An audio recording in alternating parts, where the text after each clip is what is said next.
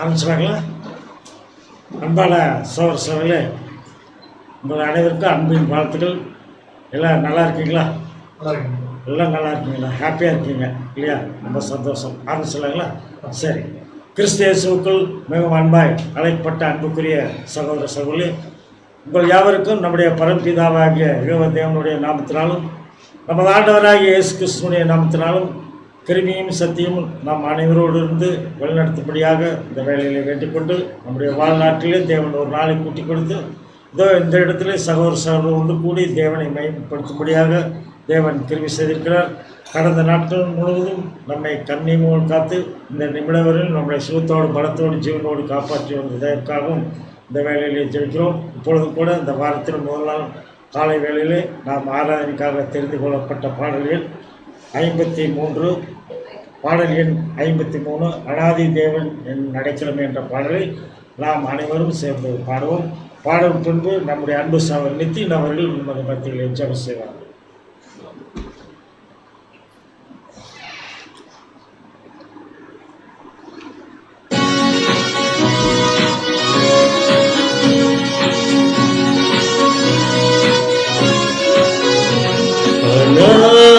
தேவனு நடைக்கலமே, அவர் நித்திய புயங்களும் ஆதாரமே. அநாதி தேவனு நடைக்கலமே, அவர் நித்திய புயங்களும் ஆதாரமே. இந்த தேவன் என்றென்றும் உள்ள சதா காலமும் நமது தேவன். மரண பரியந்தம் நம்மை நடத்திடுவார். அநாதி தேவனும் நடைக்கலமே, அவர் நித்திய புயங்களும் ஆதாரமே.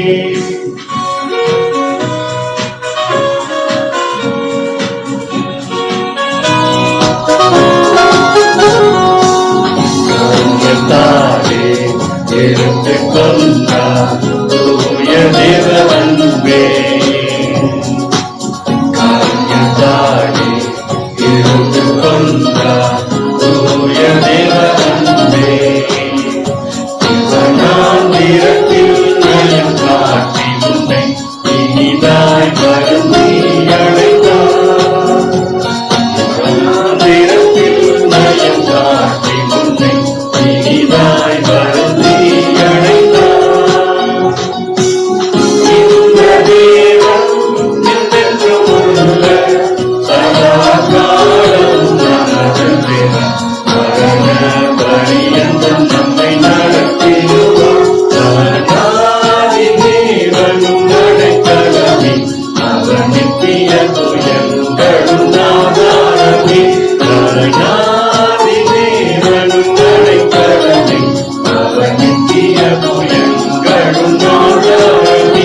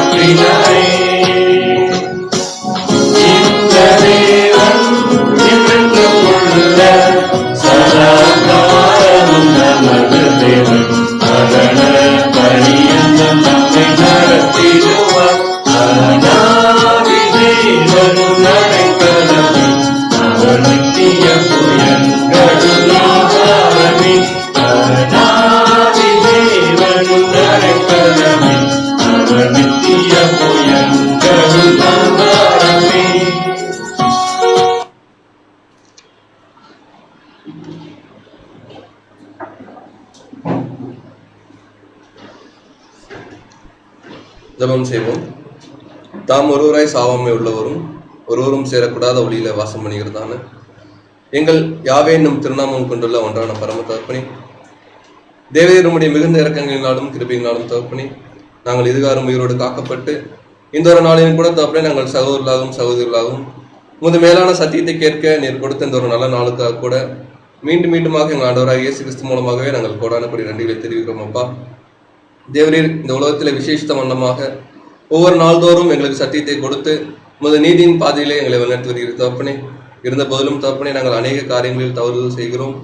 தேவரீர் தாமே தகப்பன் தன்னுடைய பிள்ளைகளை சிச்சிப்பது போல தகப்பனே எங்களுக்கு வேண்டிய தகுந்த சிச்சைகளை கொடுத்து நாங்கள் கிறிஸ்துவின் சாயலை அடைய தேவரீர் தாமே எங்களுக்கு தேவையான பரிசுத்தாவியும் சத்தியத்தையும் தேவரீர் தாமே அளவில்லாமல் தரணுமே கூட கெஞ்சுகிறோம் அப்பா. தகப்பனே இந்த ஒரு நாளில கூட தகப்பனே விசேஷ வண்ணமாக இந்த ஒரு ஞாயிற்கால ஆராதனையிலே என்ன ஒரு சத்திய பாடத்தை தேவரீர் கொடுக்க சித்தமா இருக்கிறீரோ அந்த பாடத்தை நாங்கள் கற்றுக்கொண்டு இனி வரக்கூடிய நாட்களிலே உமக்கென்று அந்த ஒரு காரியங்களை எங்கள் கிரியைகள் மூலமாக நாங்கள் காண்பிக்க தேவரீர் தாமே எங்களுக்கு தேவையான நல்ல ஒரு புத்தியை தர வேண்டுமே கூட உங்களுக்கு கெஞ்சிலும் தகப்பனே. இந்த ஒரு நேரத்திலும் அப்பா உலகமெங்கும் இருக்கக்கூடிய உங்களுடைய பரிசுத்தவான்கள் ஒவ்வொரு கூட வேண்டுதல் செய்கிறோம். தேவரீர் தாமே விரைவிலே நாங்கள் அனைவரும் உங்களுடைய ராஜ்யத்துக்குரிய ஒரு பிள்ளைகளாக மாற எங்களுக்கு தேவையான தகுந்த சோதனைகளையும் பாடுகளையும் சத்தியத்தையும் சகோதர அன்பையும் இது போல ஒவ்வொரு நாளும் தேவரீர் தாமே தர வேண்டுமே கூட உங்களுக்கு கெஞ்சிரும் தகப்பனே. சபையில் இருக்கக்கூடிய ஒவ்வொரு பிள்ளைகளுக்காக கூட நாங்கள் வேண்டுதல் செய்கிறோம். தேவரீர் தாமே எங்கள் அனைவருக்கும் தேவையான பரிசுத்தாவியை கொடுத்து நாங்கள் அனைவரும் உங்களுடைய ராஜ்யத்துக்குரிய ஒரு பிள்ளைகளாக வந்து சேர தேவரீர் தாமே எங்களுக்கு தேவையான கிருபைகளை தர வேண்டுமே கூட கெஞ்சிரும் அப்பா. இப்பொழுதும் தகப்பனே இந்த கூட்டம் துவக்கம் முதல் முடிவு மட்டும் உமது தெய்வீக பிரசன்னம் எங்களோடு இருந்து எங்களை சகல சத்தியத்துக்குள்ளாக வழிநடத்த வேண்டுமாய் இந்த ஒரு தாழ்மையான ஜெபத்தை எங்களுடைய வழியும் சத்தியமும் ஜீவனுமா இருக்கின்ற எங்கள் ஆண்டவராக இயேசு கிறிஸ்து மூலமாக கேட்டுக்கொள்கிறோம் எங்கள் அன்பின் பரலோக பிதாவே, ஆமென்.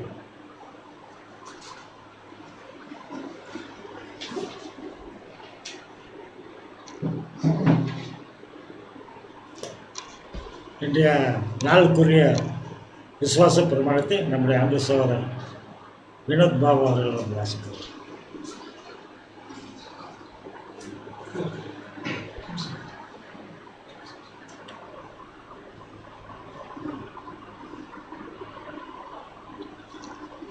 நமது விசுவாசம் தாம் ஒருவராய் சாகாமையுள்ளவரும் ஒருவரும் சேரக்கூடாத ஒளியில் வாசம் பண்ணுகிறவரும் ஆதி அந்தமில்லாத ஏக சக்கராதிபதியுமான யெகோவா என்னும் நாமமுள்ள ஒன்றான மெய்தேவனையை விசுவாசிக்கிறோம். அவருடைய ஒரே பேரான குமாரனும் நம்முடைய கர்த்தரும் இரட்சகருமான இயேசு கிறிஸ்துவும் விசுவாசிக்கிறோம். இவர் அதிர்சனமான தேவனுடைய தருச்சொலும் சர்வ சிருஷ்டிக்கும் முந்தின பேருமானவர். தேவன் இவரை கொன்றும் இவருக்கென்றும் உலகங்களை எல்லாம் உண்டாக்கி இவரையே சர்வத்துக்கும் சுதந்திரவாளியாகவும் நியமித்தார். எல்லாம் இவருக்குள் நிலைநிற்கிறது என்றும் விசுவாசிக்கிறோம். இவர் தேவகுமாரனாக இருந்தும் தேவனுக்கு சமமாக இருக்கின்றாமல் அக்கிரமங்களினால் ஜீவனை இழந்த மனுஷன் பேரில் மனதுருகி தம்மை தாமே வெறுமையாக்கி மனிதனாகி எல்லாரையும் மீட்கும் பொருளாக தம்முடைய ஜீவனையே கொடுத்து தேவனுக்கும் மனுஷருக்கும் சமாதானத்தை உண்டு பண்ணினார் என்றும் விசுவாசிக்கிறோம். ஆதலால் தேவன் இவரை மரித்தோரிலிருந்து எழுப்பி தம்மை போல் குமாரனும் ஜீவனுடையவராக இருக்க அருள் செய்து எல்லாவற்றிற்கும் மேலாக உயர்த்தி தம்முடைய வல்லமையின் வலது பார்சத்தில் வீற்றிருக்க செய்தார் என்றும் விசுவாசிக்கிறோம். இவரே தேவனுக்கும் மனுஷருக்கும் மத்தியஸ்தராகவும் சபையாகிய சரீரத்துக்கு தலையாகவும் இருக்கிறார் என்றும் விசுவாசிக்கிறோம். இவர் பரலோகத்துக்கேறி தாம் வாக்குத்தத்தம் பண்ணின உன்னதத்திலிருந்து வரும் பலனாகிய பரிசுத்த ஆவியை விசுவாசிகள் அடங்கிய சபைக்கு அருளி தேவ சித்தத்தை அவர்களுக்கு வெளிப்படுத்தி பலியின் ஜீவியத்தில் அவர்களை நடத்தி வருகிறார் என்றும் விசுவாசிக்கிறோம். இதா குறித்த காலத்தில் இவர் பலியின் மரணத்துக்குட்பட்டு முதலாம் உயிர்த்தெழுதல் அடையும் தம்முடைய சபையாகிய சகல பரிசுத்தவான்களோடும் இப்பூமியை நீதியாய் நியாயம் தீர்த்து சகல துரைத்தனத்தையும் அதிகாரத்தையும் வல்லமையும் பரிகரித்து என்றும் அழியாத தம்முடைய நீதியுள்ள அரசாட்சியை ஸ்தாபிப்பார் என்றும் விசுவாசிக்கிறோம். மரணமடைந்த மற்றவர்கள் கிறிஸ்துவின் அரசாட்சி காலத்தில் அவனவன் தன் வரிசையிலே உயிர்ப்பிக்கப்பட்டு அவர் தம்முடைய மரணத்தினால் சம்பாதித்த நித்திய ஜீவனடைய வழிநடத்தப்பட்டு பூர்ணப்படுவார்கள். ஆனால் மனப்பூர்வமாய் செய்திருந்தாதவர்கள் இரண்டாம் மரணத்தில் அழிக்கப்படுவார்கள் என்று விசுவாசிக்கிறோம். எல்லா சத்துருக்களையும் தமது பாதப்படியாகும் மட்டும் இவர் ஆளுகை செய்து கடைசி சத்துருவாகிய மரணத்தையும் பரிகரித்து எல்லாவற்றையும் முந்தின சீர்க்கு கொண்டு வந்து பிதாவே சகலத்திலும் சகலமாக இருப்பதற்கு அவருக்கு ராஜ்யத்தை ஒப்புக் கொடுத்து அவருக்கு கீழ்ப்பட்டிருப்பார் என்று விசுவாசிக்கிறோம்.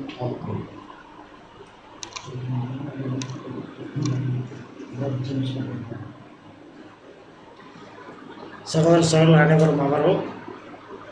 இன்றைய காலை தீர்மானம் பரலோகமன்னா நம்முடைய அன்பு சகோதரர் ஜேம்ஸ் பாஸ்கர் வந்து வாசிக்கக்கூடியதாக விளையாடுகிறோம்.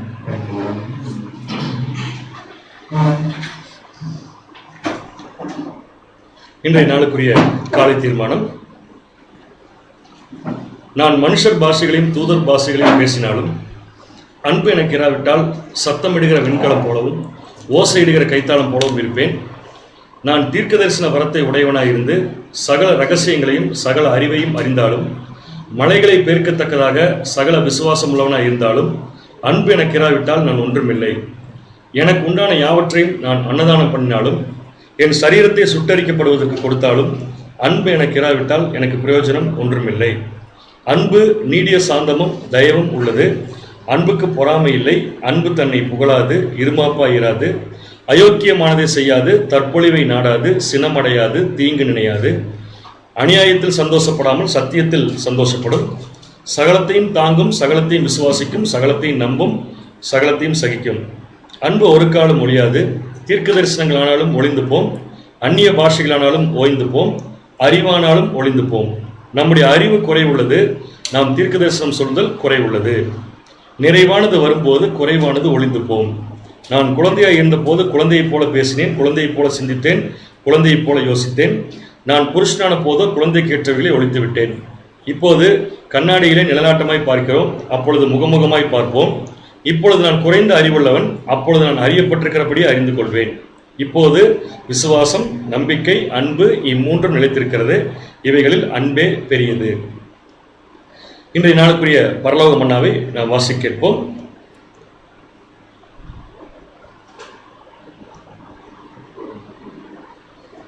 ஒன்று கொரிந்தியர் 13ஆம் அதிகாரம் 13ஆம் வசனம். காலை தீர்மானமும் பரலோக மன்னாவும் ஒரே வசனத்தை அடிப்படையாக கொண்டிருக்குது. 1 கொரிந்தியர் 13ஆம் அதிகாரம் 13ஆம் வசனம். இப்பொழுது விசுவாசம், நம்பிக்கை, அன்பு இம்மூன்றும் நிலைத்திருக்கிறது. இவைகளில் அன்பே பெரியது. அன்பு பிரதானமானதும் மிக நேர்த்தியுமானது. ஆதலால் இது சதா காலத்திலும் நிலைத்து நிற்கக்கூடியது. விசுவாசமானது நம்மை அன்பிலே பூரணப்படுத்துகிறது. இது பூரணப்படும் போது பரமபிதா நமக்கு வாக்குத்தத்தம் பண்ணின யாவற்றையும் பெற்றுக்கொள்ள தகுதியுள்ளவர்களாகி நற்கனிகளை தரக்கூடியவர்களாக மாற்றுகிறது. அன்பு ஒரு காலத்திலும் அழிந்து போகாது. தேவன் அன்பாகவே இருக்கிறார். அவருக்கு துவக்கம் இல்லாதால் அன்பிற்கும் துவக்கம் கிடையாது. ஏனென்றால் அன்பு அவரின் குணலட்சணம். இது அவரின் மனசார்பு. அவர் சதா காலங்களிலும் இருக்கிறது போல அன்பும் சதா காலங்களிலும் இருக்கிறது. அன்பில்லாதவன் தேவனை உடையவன் அல்ல அப்படின்னு சொல்லி இந்த அப்போஸ்தலனாகிய பவுல் 1 கொரிந்தியருக்கு எழுதின 13ஆம் அதிகாரத்திலிருந்து நம்முடைய மூத்த சகோதரர் இந்த வசனத்தை தேர்ந்தெடுத்திருக்காரு. இதில் அநேக சந்தர்ப்பத்தில் நம்ம இந்த வசனங்களை படித்தது உண்டு. விசுவாசம், நம்பிக்கை, அன்பு இம்மூன்றுமே நிலைத்திருக்கிறது இப்பொழுது. ஆனால் எப்பொழுதுமே நிலைத்திருக்கக்கூடியது எதுன்னு சொல்லி பார்த்தீங்கன்னா அன்பு அப்படிங்கிற கருத்தை தான் இன்னைக்கு நம்முடைய மூத்த சகோதரர் விளக்கத்தில் கொடுக்குறாரு. ஏன் அன்பு பெருசு அப்படிங்கிறதுக்கு அவர் கொடுக்கக்கூடிய விளக்கம் பார்க்கும்போது அன்பு அப்படிங்கிற விஷயம் தேவனுடைய குணலட்சணம், அதனுடைய மனநிலைமை அப்படிங்கிறத குறிப்பிட்டிருக்காரு. எப்படி தேவனுக்கு ஒரு ஆரம்பம் முடிவு கிடையாதோ அந்த மாதிரி அன்புக்கும் ஆரம்பமும் கிடையாது, முடிவும் கிடையாது. ஆனா விசுவாசம், நம்பிக்கை இதுக்கெல்லாம் ஒரு ஆரம்பம் இருக்கு, ஒரு முடிவும் இருக்கு. ஆரம்பம் எப்படி இருக்குன்னா நம்முடைய ஓட்டத்துல நம்ம விசுவாசத்தை ஆரம்பிக்கிறது ஒரு ஆரம்பம். அதே மாதிரி விசுவாசம், நம்பிக்கை அப்படிங்கிறதுலாம் எந்த ஒரு விஷயத்தை நம்புறோமோ அது நடந்து முடிச்சதுக்கப்புறம் அது முடிஞ்சு போயிடும், அவ்வளவுதான், அதுக்கப்புறம் இருக்காது. ஆனா அன்புங்கிற விஷயம் பார்த்தீங்கன்னா தேவன் இருக்கிற வரைக்கும் இருக்கும் அப்படிங்கிறத கருத்து. தேவன் சதா காலங்களிலும் இருப்பார். அந்த மாதிரி அன்பும் பார்த்தீங்கன்னா சதா காலங்களிலும் இருக்கும். இந்த குணலட்சணத்தை தேவன் அவருடைய பிள்ளைகளுக்கு கொடுக்கும்போது அவருடைய பிள்ளைகள் எப்படி இதில் இருக்குன்னு சொல்லி எதிர்பார்க்கிறாரு பார்த்தீங்கன்னா தேவன் இருக்கிற வண்ணமாக நம்ம இருக்கணும் அப்படின்னு எதிர்பார்க்கிறார். அப்போ ரொம்ப சிம்பிளான ஒரு விளக்கம். தேவன் இருக்கிற மாதிரி நம்ம இருக்கணும்னா தேவன் எந்த குணலட்சணத்தில் இருக்கிறாரோ அந்த குணலட்சணத்தில் நம்ம இருக்கணும்னு அர்த்தம். அவருடைய பிரதான குணலட்சணம் அன்பு. அந்த அன்பு நம்ம கிட்ட சதா காலங்களும் இருக்கணும். நம்ம உயிரோடு இருக்கிற வரைக்கும் அந்த அன்புங்கிற கேரக்டர் நம்ம கிட்ட இருக்கணும் அப்படிங்கிறதையும் இன்றைய நாளில் நம்முடைய மூத்த சகோதரர் அவர் குறிப்பிட்டிருக்காரு. அதுக்கு ஆதாரமா யோவான் எழுதின இன்னொரு வசனத்தையும் கொடுத்திருக்காரு. வாசிக்கலாம் பாருங்க. 1 யோவான் 4ஆம் அதிகாரம் 7ஆம் வசனம் முதல் 13ஆம் வசனம் வரைக்கும் வாசிக்கலாம். 1 யோவான் 4ஆம் அதிகாரம் வசனம் 7 முதல். பிரியமானவர்களே, ஒருவரில் ஒருவர் அன்பாய் இருக்க கடவும். ஏனெனில் அன்பு தேவனால் உண்டாயிருக்கிறது. அன்புள்ள எவனும் தேவனால் பிறந்து அவரை அறிந்திருக்கிறான். அன்பில்லாதவன் தேவனை அறியான். தேவன் அன்பாகவே இருக்கிறார். தம்முடைய ஒரே பேரான குமாரனாலே நாம் பிழைக்கும்படிக்கு தேவன் அவரை உலகத்திலே அனுப்பினால் தேவன் நம்மேல் வைத்த அன்பு வெளிப்பட்டது. நாம் தேவனிடத்தில் அன்பு கூர்ந்ததினால் அல்ல, நாம் நம்மிடத்தில் அன்பு கூர்ந்து அவர் நம்மிடத்தில் அன்பு கூர்ந்து நம்முடைய பாவங்களை நிவர்த்தி செய்கிற கிருபாதார பலியாக தம்முடைய குமாரனை அனுப்பினதினாலே அன்பு உண்டாயிருக்கிறது.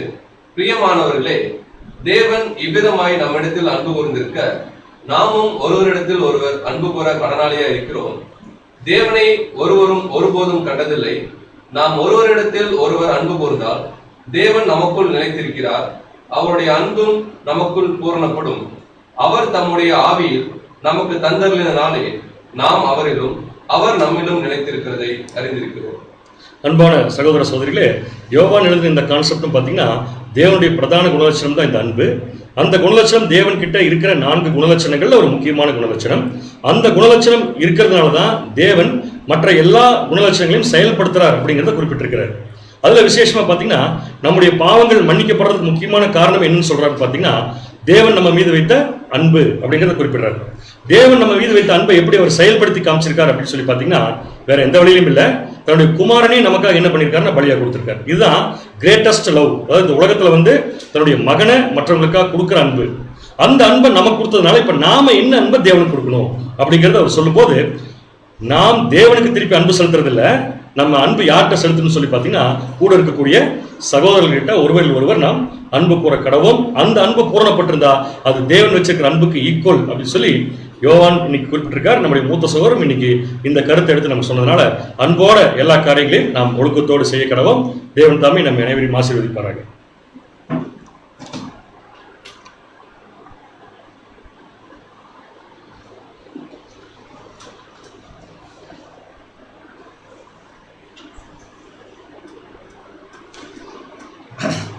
அன்பான சகோதரர்களே, நாம் பாடத்துக்குள் கடந்து செல்வோம். நம்முடைய ஆத்மத்திற்கு பிரயோஜனமாக தெரிந்து கொள்ளப்பட்ட வேத பகுதி ரோமர் 8ஆம் அதிகாரம் 29வது வசனம். ரோமர் 8ஆம் அதிகாரம் 29வது வசனத்தை நம்முடைய அன்பு சகோதரர் நித்தின் அவர்கள் வாசிப்படியாக அவர்களுடன் கேட்டுக்கொள்கிறேன்.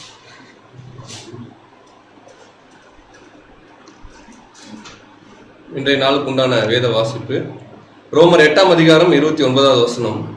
தம்முடைய குமாரன் அநேக சகோதரர்களுக்குள்ளே முதல் பேரானவராய் இருக்கும் பொருட்டு தேவன் எவர்களை முன்னறிந்தாரோ அவர்களை தம்முடைய குமாரனுடைய சாயலுக்கு ஒப்பாய் இருப்பதற்கு முன்குறித்திருக்கிறார் என்பது.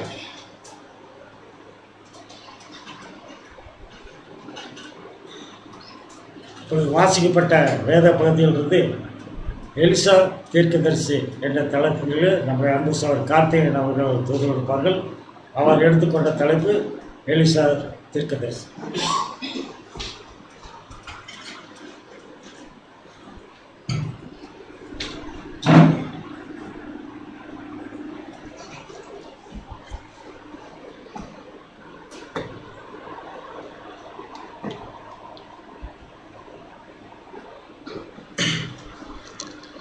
தேவ சமூகத்தில் மிகவும் அன்பாய் கூட்டிச் சேர்க்கப்பட்ட அன்புக்குரிய சகோதர சகோதரிகளே, உங்கள் யாவருக்கும் நம்முடைய பரம்பிதாவாகி தேவனாலும் நம்முடைய ஆண்டவராகிய இயேசு கிறிஸ்து நாமத்தினாலும் கிருபையும் சமாதானம் உண்டாவதாக என்ற அன்பின் வாழ்த்துக்களை இந்த ஒரு அருமையான ஒரு மாலைக்குள்ளே அருமையான காலைக்குள்ளே தெரிவித்துக் கொள்கிறோம்.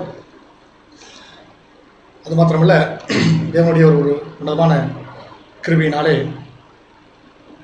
நாம் வெவ்வேறு இடங்களில் இருந்தாலும் அவருடைய பரிசுத்த ஆராதனையிலே நாம் அனைவரும் பங்கு கொள்ளும்படியாக தேவன் பாராட்டின மிகப்பெரிய கிருபைக்காக நம்முடைய ஆண்டவராகிய இயேசு கிறிஸ்துவின் வழியாக நாம் ஆயிரம் திருச்சோசனங்களை எடுத்துக்கொள்ளலாம்.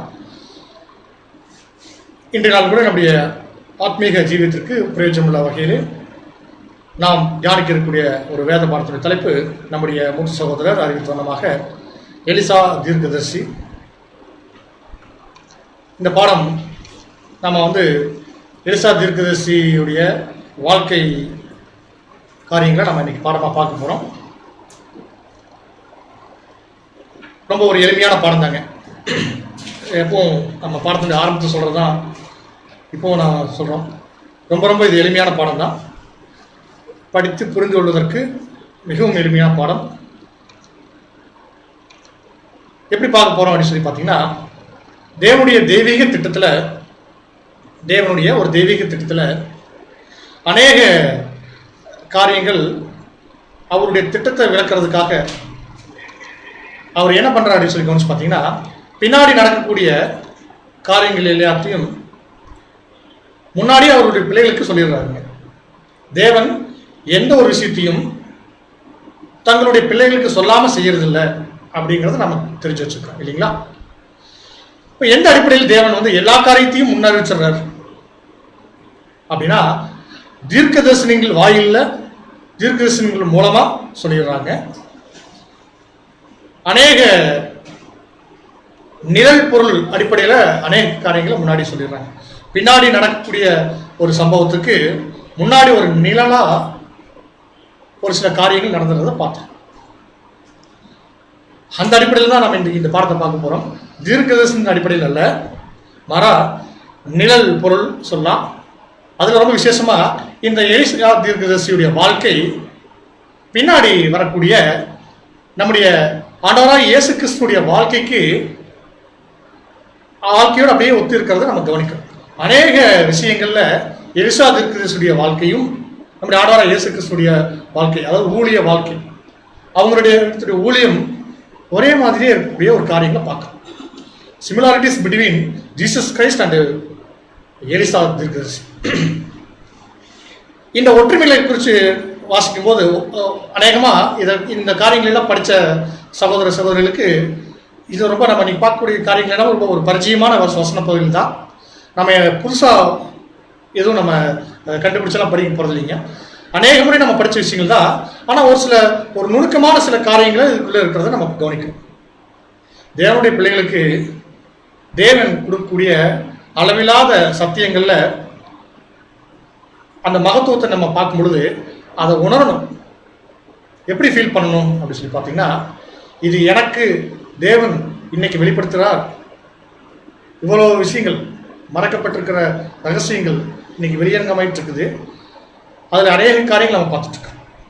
பாருங்க, ஒருவேளை நம்ம இந்த பாடத்தை நம்ம எப்படி புரிஞ்சு கொள்ளலாம் அப்படின்னு சொல்லி கவனிச்சு பார்த்தீங்கன்னா, எலிசா செய்த ஊழியங்கள், எலிசா செய்த அநேக அற்புதங்கள் நம்முடைய ஆண்டவராகிய இயேசு கிறிஸ்துவினுடைய அற்புதங்களோட ஒத்து போறது. அந்த ரெண்டு மிராக்கிளும் ஒத்து இருக்கிறது ஒரு பெரிய மிராக்கிளா இருக்கு. சரிங்களா? நம்ம அந்த விஷயங்கள அந்த சிமிலாரிட்டிஸை அப்படி நீங்க கவனிச்சுட்டு வந்தீங்கன்னா ரொம்ப உங்களுக்கு பிரயோஜனமா இருக்கும். சரி, இது எங்கிருந்து நம்ம ஆரம்பிக்கலாம் அப்படின்னு சொல்லி பார்த்தீங்கன்னா, எலிசா எப்போ ஊழியத்திற்கு தேவனால் நியமிக்கப்படுறார் அப்படின்னு கவனிச்சு பார்த்தீங்கன்னா, எலியாவுடைய ஊழியத்திற்கு பிற்பாடு, எலியாவுக்கு பின்பு எலிசா வர்றாங்க. அதே மாதிரிதான் நம்முடைய ஆண்டவராகிய இயேசு கிறிஸ்து யாருக்கு பின்னாடி வர்றாங்க? யாருக்கு அப்புறம்? இங்கே அவரும் ஒரு எலியாவுக்கு அப்புறம் தான் வர்றார்.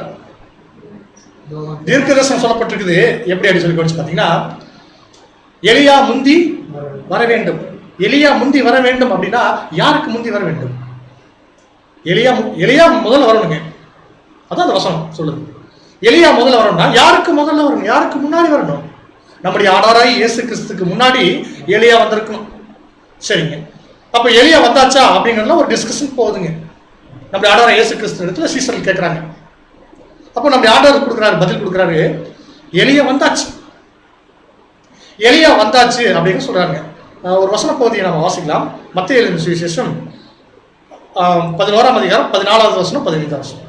மத்தேயு 11வது அதிகாரம் வசனம் 14. நீங்கள் ஏற்றுக்கொள்ள மனதாய் இருந்தால் வருகிறவனாகிய எலியா இவன்தான். நீங்கள் ஏற்றுக்கொள்ள மனதாய் இருந்தால் வருகிறவனாகிய எலியா இவன்தான். யாருக்கு சொல்றாருங்க? யோவான் ஸ்நானனுக்கு சொல்றாரு. 15வது வசனம், கேட்கிறதுக்கு காதுள்ளவன் கேட்க கடவன். அவ்வளவுதான். இதை யாரெல்லாம் கேட்கறதுக்கு மனதா இருக்கிறீங்களோ அவங்க கேட்கலாம். இந்த கேட்கறதுக்கு காதுள்ளவன், இது அநேக இடங்கள்ல நம்ம ஆண்டவராகிய இயேசு கிறிஸ்து இது குறித்து பேசியிருக்கிறாங்க. கேட்கிற காதை குறித்து சொல்லியிருக்கிறாங்க. காது நமக்கு எதுக்காக கொடுக்கப்பட்டிருக்குதுங்க? சத்தியம் கேட்கறதுக்காகத்தான் கொடுக்கப்பட்டிருக்குது. மாறா நம்ம என்ன ஒரு விஷயத்தை நம்ம நினைவு விடணும் அப்படின்னு சொல்லி கவனிச்சு பார்த்தீங்கன்னா, இங்க எலியா அவர் எந்த ஒரு உண்மையெல்லாம் சொல்றாரோ, ஒரு மிகப்பெரிய ரகசியத்தை நம்ம ஆண்டவர் சொல்றாரோ, அந்த ரகசியத்தை தொடர்ந்து வரக்கூடிய ஒரு வார்த்தை என்னன்னா, கேட்கறதுக்கு மனசா இருந்தா கேளுங்க அப்படிங்கிறார். இப்ப இங்க அதேதான் அடுத்தது 17வது அதிகாரத்துல கூட சொல்றாங்க. மத்தேயு 17ஆம் அதிகாரம் 12வது வசனத்துல கூட இதை குறிச்சு ஒரு விவாதம் வருது. அங்கேயும் இவர் இது பதிவு செய்யறார். வாசிங்க. மத்தேயு 17ஆம் அதிகாரம் வசனம் 12. ஆனாலும் எலியா வந்தாயிற்று என்று உங்களுக்கு சொல்லுகிறேன். ஆனாலும் யார் வந்தாச்சுங்க? எலியா வந்தாயிற்று என்று உங்களுக்கு சொல்லுகிறேன். அவனை அறியாமல் தங்கள் இஷ்டப்படி அவனுக்கு செய்தார்கள். இவ்விதமாய் மனுஷகுமாரனும் அவர்களால் பாடுபடுவார் என்றார். பாருங்க, இந்த எலியா வந்தாச்சுங்கிற சொல்லிட்டு வந்தது கூட உங்களுக்கு தெரியல. இவர் தான் எலியா அப்படிங்கறது ஒரு புரிந்து வரக்கூடிய ஒரு உணர்வுள்ள இருதயம் உங்களுக்கு இல்லாம போயிடுச்சு. அதனால நீங்க யோவானை நீங்க என்ன பண்ணல, ஏற்றுக்கொள்ள. நீங்க எப்படி யோவானை எலியா நீங்க தெரிஞ்சுக்காம ஏற்றுக்கொள்ளலையோ அதே போல நீங்க என்னையும் நீங்க ஏற்றுக்கொள்ள மாட்டீங்க. நீங்க எப்படி யோவான் ஸ்நானகனை நீங்க துன்பப்படுத்தினீங்களோ அதே மாதிரி என்னையும் நீங்க துன்பப்படுத்துங்க. சரி, அவரை யோவான் ஸ்நானகனை எலியா அப்படின்னா எலியாவுக்கு பின்னாடி வரக்கூடியது எலிசாவா தான் இருக்கணும். அப்ப எலிசாவையும் இவங்களுக்கு என்ன பண்ண முடியல, என்ன பண்ண முடியலன்னா அந்த இஸ்ரேல் ஜனங்களை குறித்து சொல்லும் பொழுது எலியாவும் புரிஞ்சுக்கல, எலிசாவையாவது நீங்க புரிஞ்சுக்குங்க அப்படின்னு சொல்றாரு. ஓகேங்களா? ரைட். இப்போ அன்பான சகோதரர்களே, நாம கவனிக்க வேண்டிய விஷயங்கள் என்ன அப்படின்னா, முதல்ல நாம எலிசாவுக்கும் நம்முடைய ஆண்டவராகிய இயேசு கிறிஸ்துவும் இருக்கக்கூடிய அந்த ஒற்றுமைகளை குறித்து நம்ம பார்க்கணும். முதல்ல அதை நம்ம தியானிக்கலாம். அதிலிருந்து நமக்கு என்ன ஒரு பாடங்கள் இருக்குங்கிறத நம்ம பார்க்கலாம். ரொம்ப ஒரு எளிமையாக புரிஞ்சு கொள்ளக்கூடிய விதத்தில் தான் பாடம் அமைக்கப்பட்டிருக்குதுங்க. அன்பான சகோதரர்களே, முதல்ல இவங்க 2 பேருடைய ஊழியம் ஒரே மாதிரி ஆரம்பிக்குதுங்க. எலிசாவுடைய ஊழியமும் ஒரே மாதிரி ஆரம்பிக்குது. நம்முடைய ஆண்டவராகிய இயேசு கிறிஸ்துடைய அவருடைய ஊழியமும் ஒரே மாதிரி ஆரம்பம். 2 பேருடைய ஆரம்பமும் துவக்கம் ஒரே மாதிரி இருக்கும். இப்போ எப்படி பார்க்கலாம் அப்படின்னா, அதுக்கு ஆதாரம் தான் இவர் எலியா. யாருங்க? எலிசா. இப்போ நீங்க ஸ்கிரீன்ல பார்த்துட்டு இருக்கீங்க. இங்க இருக்கக்கூடிய சகோதரர்கள் நீங்க கொஞ்சம் அப்படி ஃபாலோ பண்ணிட்டீங்கன்னா ரொம்ப பிரயோஜனமா இருக்கும். எலிசா தீர்க்கதரிசி உங்களுக்கு இந்த ஸ்கிரீன்ல ஃபர்ஸ்ட் ஹாஃப்ல, அது முதல்ல வருது. 2வது இருக்கிறது நம்முடைய ஆண்டவராகிய இயேசு கிறிஸ்துவுடைய காரியங்கள். எல்லா ஸ்லைட்லையும் இதே மாதிரி தான் வரும். நீங்க கரெக்டாக ஃபாலோ பண்றது ரொம்ப எளிமையா இருக்கும். பாருங்க, எலிசா எலியாவுக்கு பின்பு வர்றாங்க. நம்முடைய ஆண்டவராகிய இயேசு கிறிஸ்து யோவான் ஸ்நானகனுக்கு பின்பு வர்றாங்க. அடுத்தது பாருங்க, இவங்க 2 பேருடைய ஊழியமும் யோர்தானிலிருந்து ஆரம்பமாகுதுங்கிறத நீங்க கவனிச்சுக்கணும். எங்க எலிசா எங்க யோர்தானிலிருந்து ஆரம்பிக்கிறார் அப்படின்னு கவனிச்சு பார்த்தீங்கன்னா, எலியா சுழல் காற்றின் மத்தியில் எடுத்துக்கொள்ளப்படுறாங்க. அது எங்கதான் நடக்குது? யோர்தான்ல நடக்குது. அப்போ அந்த யோர்தான் நதியிலிருந்து எலிசாவுடைய ஊழியம் ஆரம்பமாகுது. அதே போல நம்முடைய ஆண்டவராகிய இயேசு கிறிஸ்துடைய ஊழியமும் யோர்தானிலிருந்து ஆரம்பமாகுது. சரி, யோர்தானிலிருந்து ஆரம்பமாகுதுன்னா நீங்க எப்படி புரிஞ்சுக்கலாம்? அவர் ஞானஸ்தானம் எடுக்கிறார் இல்லைங்களா, அப்புறம் அங்கிருந்து ஆரம்பமாகுது. சரி, அடுத்த ஒரு ஒற்றுமை பாருங்க. இவர் யார்கிட்ட அபிஷேகம் பெற்றுக்கொண்டார் அப்படின்னா, எலிசா எலியாற்ற அபிஷேகம் பெற்றுக்கொண்டார். நம்ம பின்னாடி வசனம் படிக்க போறோங்க. நம்முடைய ஆண்டவராகிய இயேசு கிறிஸ்து யோவான் ஸ்நானகனிலிருந்து ஞானஸ்தானம் பெற்றுக்கொண்டார். புரியுதுங்களா? 2மே நடக்குது ஒரே இடத்துல, ஒரே மாதிரி. இவங்களுடைய பாருங்க, இவங்களுடைய பெயர்ல கூட ஒரே மாதிரி அர்த்தம் இருக்கிறது நம்ம கவனிக்கிறோம். பெயர்ல கூட அர்த்தம் எப்படி இருக்கு அப்படின்னு சொன்னா, எலிசா அப்படின்ற பெயருக்கு அர்த்தம் எப்படின்னா, அதுக்கும் தேவன் என்ன பண்றாருன்னா யாவே சால்வேஷன் அப்படிங்கிற ஒரு காரியம் கொடுக்கப்பட்டிருக்கு. அதே மாதிரி ஆண்டவராகிய இயேசு கிறிஸ்துக்கும் யாவே வில் சால்வேஷன்ங்கிற ஒரு அர்த்தம் கூட கொடுக்கப்பட்டிருக்கு. பெயர் அர்த்தம் கூட என்ன அப்படின்னா, தேவன் என்ன பண்றாங்க அப்படிங்கிறத, அந்த அந்த ஒரு சால்வேஷன் 2 பேருக்குமே இருக்குது அப்படிங்கிறத நம்ம கவனிக்கிறோம். பெயருடைய அர்த்தங்களை குறித்து கூட நம்ம பார்க்குற முன்பான சகோதரர்கள். சரி, இப்போ அடுத்த நம்ம பார்க்கக்கூடிய ஒரு காரியம் என்னன்னா, அபிஷேகம் செய்யப்படக்கூடிய விஷயத்துல 2 பேருக்கும் இருக்கக்கூடிய ஒரு ஒற்றுமை நீங்க கவனிச்சு பாருங்க. இவர் எலியாவின் மூலமா அபிஷேகம் செய்யப்படுறாங்க. இவர் யோவான் ஸ்நானகன் மூலமா ஆண்டவராகிய இயேசு கிறிஸ்து ஞானஸ்தானம் பெற்றுக்கொள்றாங்க. இதுதான் அங்க அபிஷேகம். இவங்க தேவன் மூலமா அங்க ஒரு பரிசுத்தாவி பெற்றுக்கொள்ளக்கூடிய ஒரு காரியங்கள் எல்லாமே அங்க நடக்கிறத நம்ம பார்க்கணும். எப்படி அப்படின்னா, ஒரு வசன பகுதியை நம்ம முதல் ஸ்கிரீன்ல வர வசனம் அது எலிசா குறித்து, 2வது இதுல வர்றது நம்முடைய ஆண்டவராகிய இயேசு கிறிஸ்துவினுடைய அபிஷேகத்தை குறித்து நம்ம பார்க்கணும். வாசிக்கலாம் பாருங்க. எலிசாவுக்குரிய வசன பகுதி வாசிக்கலாம். 1 ராஜாக்கள் 19ஆம் அதிகாரம் 16வது வசனம் வாசிங்க. 1 ராஜாக்கள் 19வது அதிகாரம் 16வது வசனம். பின்பு நிம்சியின் குமாரனாகிய யெகூவை இஸ்ரவேலின் மேல் ராஜாவாக அபிஷேகம் பண்ணி, ஆபேல் மேகோலா ஓரானாகிய சாபாத்தின் குமாரனாகிய எலிசாவை உன் ஸ்நானத்திலே தீர்க்கதரிசியாக அபிஷேகம் பண்ணு. இது என்ன பண்றாங்க அப்படின்னா, தேவன் எலியாட்ட சொல்றாங்க, உன்னுடைய ஸ்தானத்துல எலிசாவை நீ அபிஷேகம் பண்ணு. அப்போ எலியாவுக்கு பின்னாடி வர்றாங்க எலிசா. அந்த அபிஷேகத்தை தேவன் யார் மூலமா நடப்பிக்கிறாங்க அப்படின்னு பாத்தீங்கன்னா, எலியா மூலமா நடப்பிச்சு வைக்கிறாங்க. அதே மாதிரி நம்முடைய ஆண்டவராகிய இயேசு கிறிஸ்துவும் இங்க யோவான் ஸ்நானம் மூலமா அங்க ஒரு ஞானஸ்தானத்தை பெற்றுக்கொள்ளக்கூடிய வசன பகுதியை நம்ம வாசிக்கலாம். மத்தேயு 3ஆம் அதிகாரம் 13ஆம் வசனம். மத்தேயு 3ஆம் அதிகாரம் 13வது வசனம். அப்பொழுது யோவானால் ஞானஸ்தானம் பெறுவதற்கு இயேசு கலிலேயை விட்டு யோர்தானுக்கு அருகே அவரிடத்தில் வந்தார். இப்போ என்ன அடுத்தது கவனிக்கிறோம் பாத்தீங்கன்னா, இவரும் ஞானஸ்தானம் பெறதுக்காக யார்கிட்ட வர்றாங்க அப்படின்னு சொன்னா அந்த யோர்தான் நதிக்கு வர்றாங்க. அங்க யோவான் ஸ்நானகன் எல்லோருக்கும் ஞானஸ்தானம் கொடுத்துட்டு இருக்கிறார். நம்முடைய ஆண்டவரும் போய் அங்க ஞானஸ்தானம் பெற்றுக்கொள்கிறார். சரிங்க, இந்த ஞானஸ்தானம் பெற்றுக்கொள்றதுக்கு முன்னாடி ஒரு சில சம்பவங்கள் நடக்கிறத பார்க்கிறோம். அதே மாதிரி இங்க எலிசாவுக்கும் அந்த ஆவியை பெற்றுக்கொள்றதுக்கு ஒரு சில சம்பவம் நடக்கிறத நம்ம கவனிக்கணும். தேவனுடைய பிள்ளைகள் இந்த ஒற்றுமை காரியங்களை நீங்க ரொம்ப நுட்பமாக விலகி கொள்ளணும். தேவனுடைய ஆவி உங்களை வழிநடத்தும் அப்படின்னு நான் விசுவாசிக்கிறேன். பாருங்க, அடுத்ததா இவங்க ரெண்டு பேருமே ரொம்ப உறுதியா இருந்து, பிடிவாதம் அப்படிங்கிறத சொல்ல முடியாது, அந்த உறுதின்னு சொல்ல ரொம்ப கரெக்டாக இருக்குன்னு நினைக்கிறேன். உறுதியா இருந்து அந்த வாய்ப்பை பெற்றுக்கொள்றாங்க. ஆவியை பெற்றுக்கொள்றதுக்கு ரொம்ப ரெண்டு பேருமே ரொம்ப முனைப்பா இருக்கிறாங்க. எப்படி எனக்கு கொஞ்சம் பார்த்தீங்கன்னா, முதல்ல எலியா எடுத்துக்கொள்ளப்படுறதுக்கு போயிட்டு இருக்கிறார். நம்ம இது நீங்க ஒருவேளை நீங்க 2வது வால்யூம் படிச்சிருந்தீங்க அப்படின்னு சொன்னா இது இந்த ராஜாக்கள் புஸ்தகத்தில் கூட அந்த காரியங்கள் இருக்கு. 2ஆம் அதிகாரம் ராஜாக்கள் 2ஆம் அதிகாரத்திலாம் அந்த காரியங்கள் சொல்லப்பட்டிருக்கு. இவர் என்ன பண்ணுவாருன்னா, எடுத்துக்கொள்ளப்படுறது அவருக்கு தெரிஞ்சிடும். சரி, எங்கே போகிறது அப்படிங்கும்போது முதல் எரியோ போயிருப்பாங்க. அப்புறம் கில்கால் இப்படியே தொடர்ந்து வரும் 4 இடத்துக்கு. அதெல்லாம் நம்ம ஏற்கனவே கூட நம்ம கடைசி கால தீர்க்கதரிசனம் படிக்கும்போது நம்ம அதை படித்தோம். அப்போ என்ன பண்ணுறாருன்னா, நீ இங்கே இரு, நான் போயிட்டு வர்றேன் அப்படிங்கிறார். போயிட்டு வரேன் சொல்ல, நான் கிளம்புறேன், நான் போகிறேன் அப்படிங்கிறார். நான் எடுத்துக்கொள்ளப்பட வேண்டியது இருக்குது, நான் போகிறேன் அப்படிங்கும்போது எலிசா இல்லை நான் உங்களை விடுற மாதிரி இல்லை, நானும் கூட வருவேன் அப்படின்னு சொல்கிறார். யாருங்க? எலிசா எலியாவை விட மாட்டேன்னு அப்படியே நீங்கள் என்னையும் கூட்டிட்டு போங்க அப்படின்னு கூப்பிட்டு போறார். அவர் கூடவே போகும் பொழுது அவர் எடுத்துக்கொள்ளப்படும் போது அவருடைய சால்வை மூலமா இவருக்கு அந்த ஆவியை பெற்றுக்கொள்றார் அப்படின்னு சொல்லி பார்க்கிறோம். அதே மாதிரி நம்முடைய ஆண்டவர் இயேசு கிறிஸ்துவும் என்ன பண்றாருன்னா, அந்த ஞானஸ்தானத்துல ஒரு சம்பவம் நடக்குதுங்க. எப்படின்னா, ஆண்டவரே நீங்க என்கிட்ட வரலாமா, நாங்க தான் உங்ககிட்ட வரணும் அப்படிங்கும்போது, இல்ல நீங்க இப்ப எனக்கு இடம் கொடுங்க. நம்முடைய ஆண்டவர் கேட்கிறாங்க யோவான் ஸ்நானன் கிட்ட, எனக்கு ஞானஸ்தானம் கொடுக்கறதுக்கு நீங்க எனக்கு ஞானஸ்தானம் கொடுங்க, இப்பொழுது நீங்க எனக்கு இடம் கொடுங்க அப்படி சொல்றாரு. இந்த உறுதி ரெண்டு பேரும் என்ன அந்த வாய்ப்புக்குள்ள வரணும் அப்படிங்கிறதுல எவ்வளவு உறுதியா இருக்கிறாங்கிறத நீங்க கவனிக்கணும். வசன பகுதி நம்ம வாசிக்கலாம் பாருங்க. முதல்ல எலிசா வாசிக்கலாம். 2 ராஜாக்கள் 2ஆம் அதிகாரம் 6வது வசனம். 2 ராஜாக்கள் 2ஆம் அதிகாரம் 6வது வசனம்.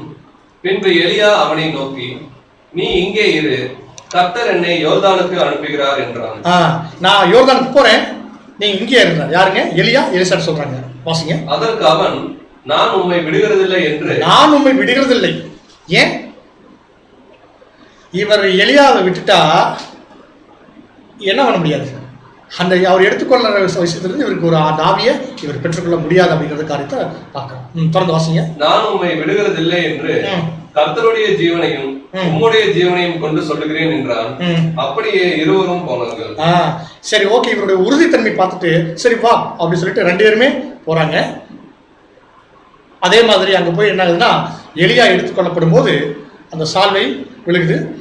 இவங்க யோர்தானுக்கு அப்புறத்திலிருந்து அந்த 50 தீர்க்கதரிசிகளை நம்ம பார்க்குறோம் இல்லைங்களா, அந்த தீர்க்கதரிசிகளை நின்று பார்க்குறாங்க. அந்த சால்வை விழுகும்போது இவங்க பார்க்குறாங்க, ஆவியை பெற்றுக்கொண்டாங்கன்னு சொல்லிட்டு அவங்க சாட்சி கொடுக்குறாங்க. அந்த ஆவியை பெற்றுக்கொண்டது அதே சால்வை முறுக்கி இவர் அடிக்கிறார். திரும்ப அதே மாதிரி அது ரிட்டர்ன் வரும்போது அந்த யோர்தான் நதி 2ஆம் பிளக்கிறத பார்க்குறோம். அவருடைய சாட்சி அங்கிருந்து அவர் அந்த அடையாளங்களும் அற்புதங்களும் தேவனுடைய வல்லமை அவருக்குள்ள செயல்படுறதை நம்ம அங்கே கவனிக்கலாம். அதே மாதிரி நம்முடைய ஆண்டவர் இயேசு கிறிஸ்துடைய வசன பகுதி நம்ம வாசிக்கலாம். மத்தேயு 3ஆம் அதிகாரம் 14-15 வசனம் வாசிக்கலாம். மத்தேயு 3ஆம் அதிகாரம் வசனம் 14 முதல். இயேசு அவனுக்கு பிரதியுத்தரமாக, இப்பொழுது இடம் கொடு, இப்படி எல்லா நீதியும் இப்பொழுது இடம் கொடு. ஏன் இடம் கொடுன்னு கேட்கிறார்? அவர்தான் யோவான் சொல்றாரு, நீங்க என்னோட பெரியவரா இருக்கிறீங்க, நான் உங்களுக்கு எப்படி பண்றது, நான் எப்படி உங்களுக்கு ஞானஸ்தானம் கொடுக்கறது கேட்கும்போது, இல்ல நீங்க இப்பொழுது நீ எனக்கு இடம் கொடு அப்படின்னு கேட்கிறாரு. அடுத்ததுங்க, இப்படி எல்லா நீதியும் நிறைவேற்றுவது எல்லா நீதியும் நிறைவேற்றணும் யாருங்க? நம்முடைய ஆண்டவராகிய இயேசு கிறிஸ்து. அதுக்கு இதுதான் ஆரம்பம் அப்படின்னு சொல்லிட்டு பார்க்கறாங்க. வாசிங்க. நமக்கு ஏற்றதா இருக்கிறது என்றார். அப்பொழுது அவருக்கு இடம் கொடுத்தான். யோவான் அவருக்கு தடை செய்து, நான் உம்மாலே ஞானஸ்தானம் பெற வேண்டியதா இருக்க நீர் என்னிடத்தில் வரலாமா என்றான். பாருங்க, இதுதான் அங்க ஒரு விஷயம் நடக்கிறத நம்ம பார்க்கணும். ரெண்டு பேருமே அந்த வாய்ப்பை பெற்றுக்கொள்றதுல எவ்வளவு உறுதியா இருந்திருக்கிறாங்க. அன்பான சகோதரர்களே, இந்த ஞானஸ்தானத்தை பெற்றுக்கொள்றது, இந்த அபிஷேகத்தை பெற்றுக்கொள்றது, இந்த ஜெனிப்பித்தலான காரியங்கள் எல்லாமே ஒருவருடைய ஆவிக்குரிய வளர்ச்சிக்கு எவ்வளவு மிக முக்கியமான விஷயங்கள் பார்த்துக்கணும். நம்ம கூட நம்ம அடைய சொல்றது உண்டு. யாராவது நிறைய சகோதரர்கள் நல்ல சத்தியத்தை படிச்சிருப்பாங்க, நிறைய கேட்டிருப்பாங்க, உடன்படிக்கை செய்யாமல் இருப்பாங்க. உடன்படிக்கை செய்யாமலே அநேக சகோதர சகோதரிகள் தேவனுடைய ஊழிய காரியங்களில் ஈடுபடுறதை கூட நம்ம பார்க்கணும். நம்ம அவங்ககிட்டலாம் சொல்ற ஒரே ஒரு விஷயம் என்னன்னா, என்ன பண்ணுங்க, நீங்க தயவுசெய்து ஞானஸ்தானம் பெற்றுக்கொள்ளுங்க. ஏன்? ஞானஸ்தானம் மட்டும் பண்ணாதான் அங்கிருந்தா அக்கௌண்டபிலிட்டி ஆகும். அங்கிருந்தா அக்கௌண்டே ஆகுது. எப்படி ஆகுதுன்னா, அங்க ஒரு விசேஷ விதமா ஒரு சில விஷயம் நடக்கிறத நம்ம பார்க்கணும். யாரெல்லாம் தேவனோட உடன்படிக்கை செய்திருக்காங்களோ அவங்களுக்கு தேவன் ஒரு விசேஷத்தை பாதுகாப்பு தர்றாங்க. அது மாத்திரம் இல்லைங்க, போசிப்பு அவங்களுக்கு மட்டும்தான் கிடைக்குது. ஏன் மற்றவங்களுக்கு போசிப்பு? நாம சொல்ற போசிப்பு என்னன்னா, பரலோகத்திலிருந்து வரக்கூடிய அந்த ஞானம், வல்லமை, அன்பு, இது எல்லாமே தேவன் கொடுக்குறாங்க. ஏன்? தேவனுடைய நேரடி சிருஷ்டிப்பாயிரும். அப்ப இது ஞானஸ்தானங்கிறது எவ்வளவு ரொம்ப முக்கியம். சில பேர் சொல்றது உண்டு, இல்லைங்க நான் கொஞ்சம் திருந்த விட நிறைய இருக்குதுங்க, நான் நிறைய பண்ணிட்டு இருக்கேன், தவறு பண்ணிட்டு இருக்கேன்.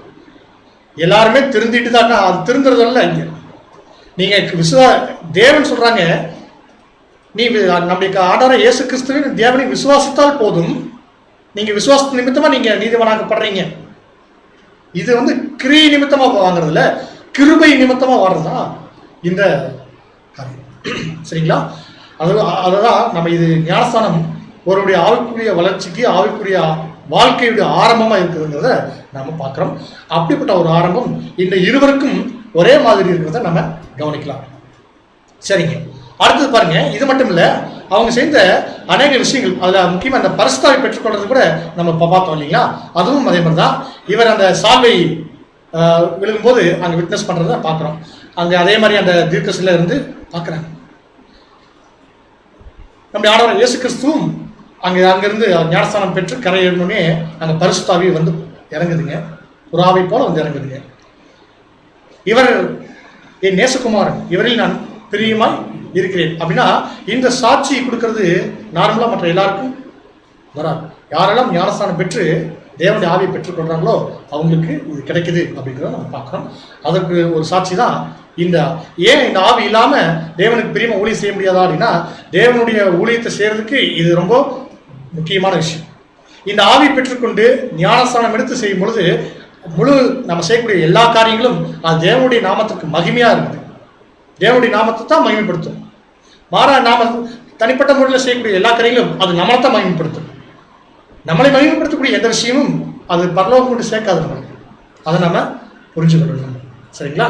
அடுத்தது நம்ம பார்க்கக்கூடிய அடுத்த ஒரு முக்கியமான ஒரு ஒற்றுமை, இவர்கள் செய்த அற்புதத்திலிருந்து நம்ம அடுத்து பார்க்க போறோம்.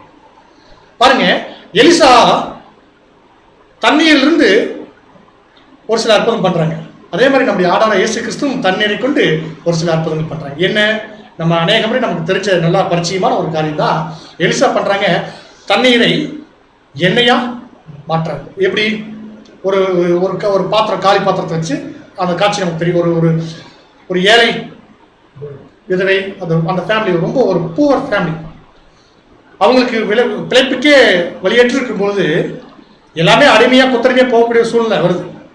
அப்போ தீர்க்கதரிசி பார்த்துட்டு சொல்றாங்க, சரி உனக்கு இவ்வளவு பிரச்சனை இருக்கா, சரி உங்கள்கிட்ட ஏதாவது பாத்திரம் தான் எடுத்து வை, இல்லைன்னா நீ அக்கப்பக்கத்துல இருந்து தான் ஒரு அண்டை கொண்டாலும் வாங்கிட்டு வை, அதுல என்ன பண்ணுங்க, தண்ணியெல்லாம் நிரப்புங்க அப்படின்னா அந்த பசங்க எல்லாம் ஓடி ஓடி தண்ணியெல்லாம் நிரப்புறாங்க. அதான் அந்த எண்ணெய் அந்த எண்ணெய் எடுத்து எதுங்க, சாரி, அது அவங்க வீட்டுக்கு கொஞ்சம் எண்ணெய் எடுத்து அந்த பாத்திரத்துல பண்றாங்க. அந்த கொஞ்சம் அந்த வெறும் பாத்திரம் எல்லாமே நிறைஞ்சு அங்க வருது. அதே மாதிரி நம்முடைய ஆண்டவர் இயேசு கிறிஸ்து கூட இங்க பார்க்குறோம். நம்ம அதுக்கான ஒரு கல்யாணத்தில் பண்ணக்கூடிய அந்த அற்புதங்கள் ரொம்ப மிக முக்கியமான ஒரு அற்புதமாக அங்கே நம்ம பார்க்குறோம். வசனப்பதி வாசிக்கலாம். 2 ராஜாக்கள் 4ஆம் அதிகாரம் 7வது வசனம். அவன் போய் தேவனுடைய மனுஷனுக்கு அறிவித்தான். அப்பொழுது அவன், நீ போய் அந்த எண்ணெயை விற்று உன் கடனை தீர்த்து மீண்டதை கொண்டு நீயும் உன் பிள்ளைகளும் ஜீவனம் பண்ணுங்கள் என்றான்.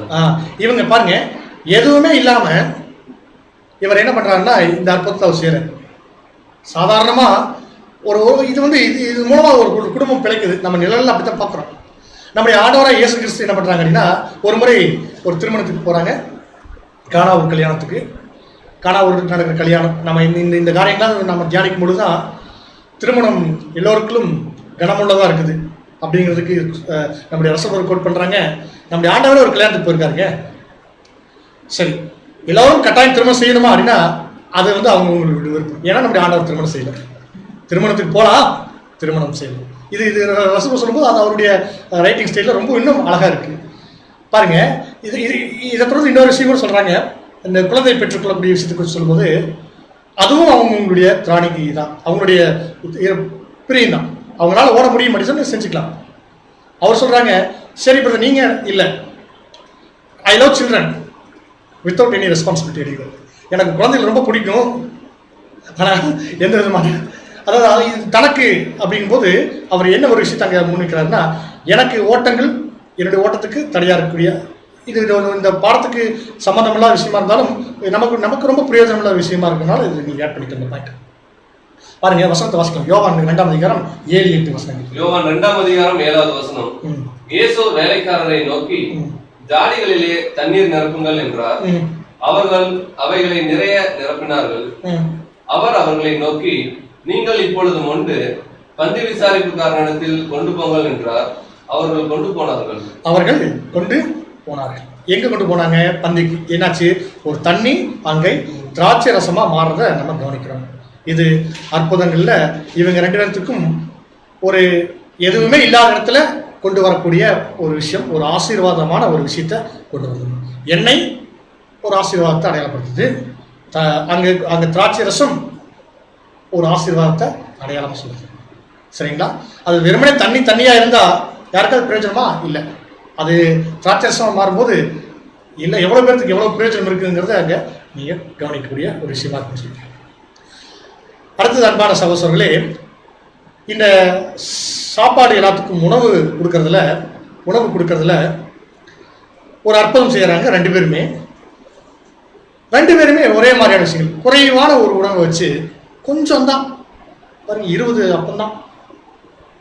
அது நம்ம ஆண்டவர் வெறும் 5 அப்பம் தான் இல்லைங்களா?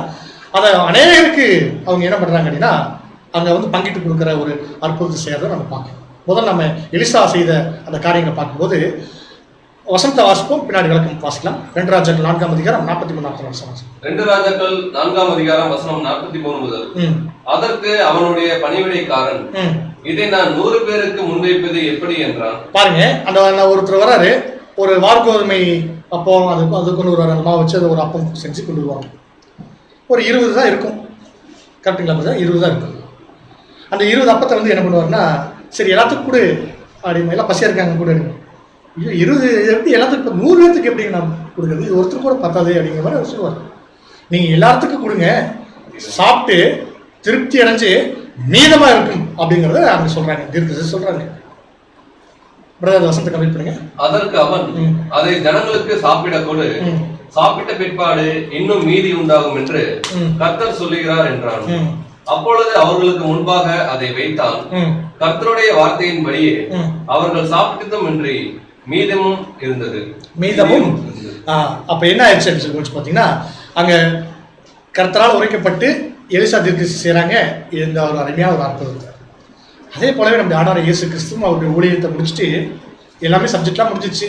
சரி, இவங்க சொந்த ஊருக்கு போய் கிராமங்களுக்கு போய் சமைச்சு சாப்பிட்றதுக்கு லேட் ஆகும், இங்கேயே சாப்பாடு கொடுத்து அனுப்பிச்சுக்கலாம் அப்படிங்கிற மாதிரி பிளான் பண்ணுறாங்க. அப்போ இல்லையே, சாப்பாடு இல்லையே அப்படி சொல்லிட்டு எல்லாம் பேசும்போது, அப்போ சீசனுக்குள்ள கொஞ்சம் என்ன செய்யறது, என்ன பண்ணுறது, எங்கே போய் வாங்கலாம் கூட கிடைக்காது, இந்த டைம் ஆச்சு. அப்போல்லாம் சுவியெல்லாம் இல்லைங்க, எதுவும் பண்ண முடியாது. என்ன பண்ண முடியாது? அந்த காட்டில் வளர்ந்தரத்தில் என்ன கிடைக்கும்? ஒன்றும் கிடைக்காது. அப்போ என்ன பண்ணுறாங்கன்னா, சரி ஏதாவது செய்யணும் அப்படிங்கும்போது, அப்போ ஒரு சின்ன பையன் இருக்கக்கூடிய இந்த அப்பத்தை வாங்கி என்ன பண்ணுறாங்கன்னா அவர் ஜெபிச்சு எல்லாத்துக்கும் கொடுக்குறாங்க. சீசர் கையாலேயே இங்கே எப்படி அந்த பணிவிடைக்காரன் கையாலேயே எலிசா செய்ய வச்சாரோ, நீங்கள் சின்ன சின்ன நுணுக்கமான விஷயங்கள் கூட நீங்கள் நான் ஒருவேளை தவறிட்டா கூட நீங்கள் அந்த விஷயங்கள் நீங்கள் வசந்த பதிவு படிக்கும்பொழுது நீங்கள் அதை புரிஞ்சு கொள்ளலாம் தேவனுடைய ஆவியில். பாருங்க, இங்கே எலிசா அந்த பணிவிடைக்காரனை கொண்டு 100 பேர்த்துக்கு கொடுத்தாங்க. அதே மாதிரி மீதமாச்சு. அதே மாதிரி ஆண்டவர் இயேசு கிறிஸ்துவும் அந்த 5 அப்பங்களை கொண்டு 5 அப்பங்களை கொண்டு 2 மீன்களை கொண்டு என்ன பண்ணுறாருன்னு சொன்னால் சீசரில் கொண்டே வந்து எல்லாத்துக்கும் கொடுக்குறாங்க, சர்வ் பண்ணுறாங்க. எல்லாரும் சாப்பிட்டு தெரிஞ்சு மீதியான 12 கூடைகள் எடுக்கப்பட்டிருக்குது அப்படின்னு வசந்தர் லூக்கா 9ஆம் அதிகாரம் 16வது வசனம்.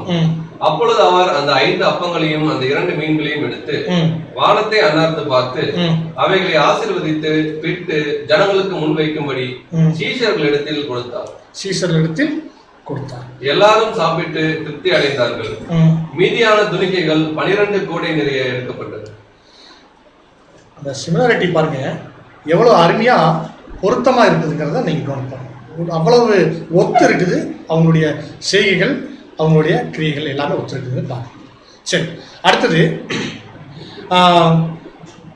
ஒருத்தர் குஷ்டரோகத்தை குணமாக்கக்கூடிய ஒரு காரியம் எலிசாவும் பண்ணியிருக்காங்க, நம்முடைய ஆண்டவர் இயேசு கிறிஸ்து பண்ணியிருக்காங்க. அதில் குஷ்டரோகத்தில் பார்க்கும்போது இவர் எலிசா யாருடைய குஷ்டரோகத்தை குணமாக்கினார்? நாகமானுடைய குஷ்டத்தை அங்கே அவருடைய அதாவது ஒரு அறிவான ஒரு மிராக்கிளில் இது ஒரு விஷயம். அதே மாதிரி நம்முடைய ஆண்டவரும் 2-3 இடங்களில் வந்து அந்த காரியங்களை செஞ்சுருக்காங்கன்னு நம்ம பார்க்குறோம். அந்த விஷயங்கள் செய்த விஷயங்கள் கூட ஒரே மாதிரி இருக்கு. வாசிக்கலாம் எலிசாவுடைய காரியங்கள் வச்சு. 5ஆம் அதிகாரம் 14வது வசனம்.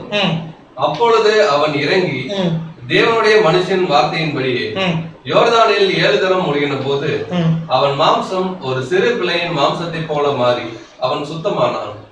அதாவது அந்த சிறு பிள்ளை நீங்க அந்த பிக்சர்ல கூட கவனிச்சு பார்த்தீங்கன்னா அது எப்படி இருக்குங்க, அந்த மாதிரி பிக்சர் போட்டிருக்காங்க.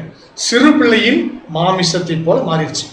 அப்போ அதுக்கு முன்னாடி இருந்துச்சு எப்படின்னா ஒரு குஷ்டரோகம். இதை குறித்து நம்ம அந்த பாடம் தனியாக பார்த்துருக்கனால நான் உங்களுக்கு சுருக்கமாக மாத்திரம் நினைவுட்டுறேன். அந்த பாயிண்ட் நீங்கள் அந்த காரியங்களை மட்டும் நீங்கள் நினைவு வச்சுக்கா போகணும். ஒரு குஷ்டரோகம் பிடித்த ஒருத்தருடைய சரீரம், அது வெளிப்புறமான சரீரம் பார்ப்பதற்கே அருவருப்பாக இருக்கும். அவங்க எவ்வளோ பெரிய ஆட்களாக இருந்தாலும், மிகப்பெரிய ராஜாவாக இருந்தாலும், அவங்களுக்கு குஷ்டரோகம் அப்படின்னு வந்துருச்சுன்னா அது அருவருக்கத்தக்கது.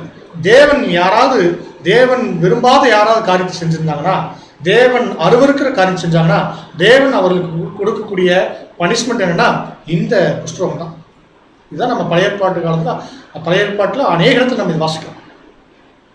இவர் என்ன பனிஷ்மெண்ட், இவர் என்ன தவறு செஞ்சாருன்னா நீங்கள் திங்க் பண்ண வேண்டாம், நான் உங்களுக்கு புரியுதுக்காக சொல்கிறேன்.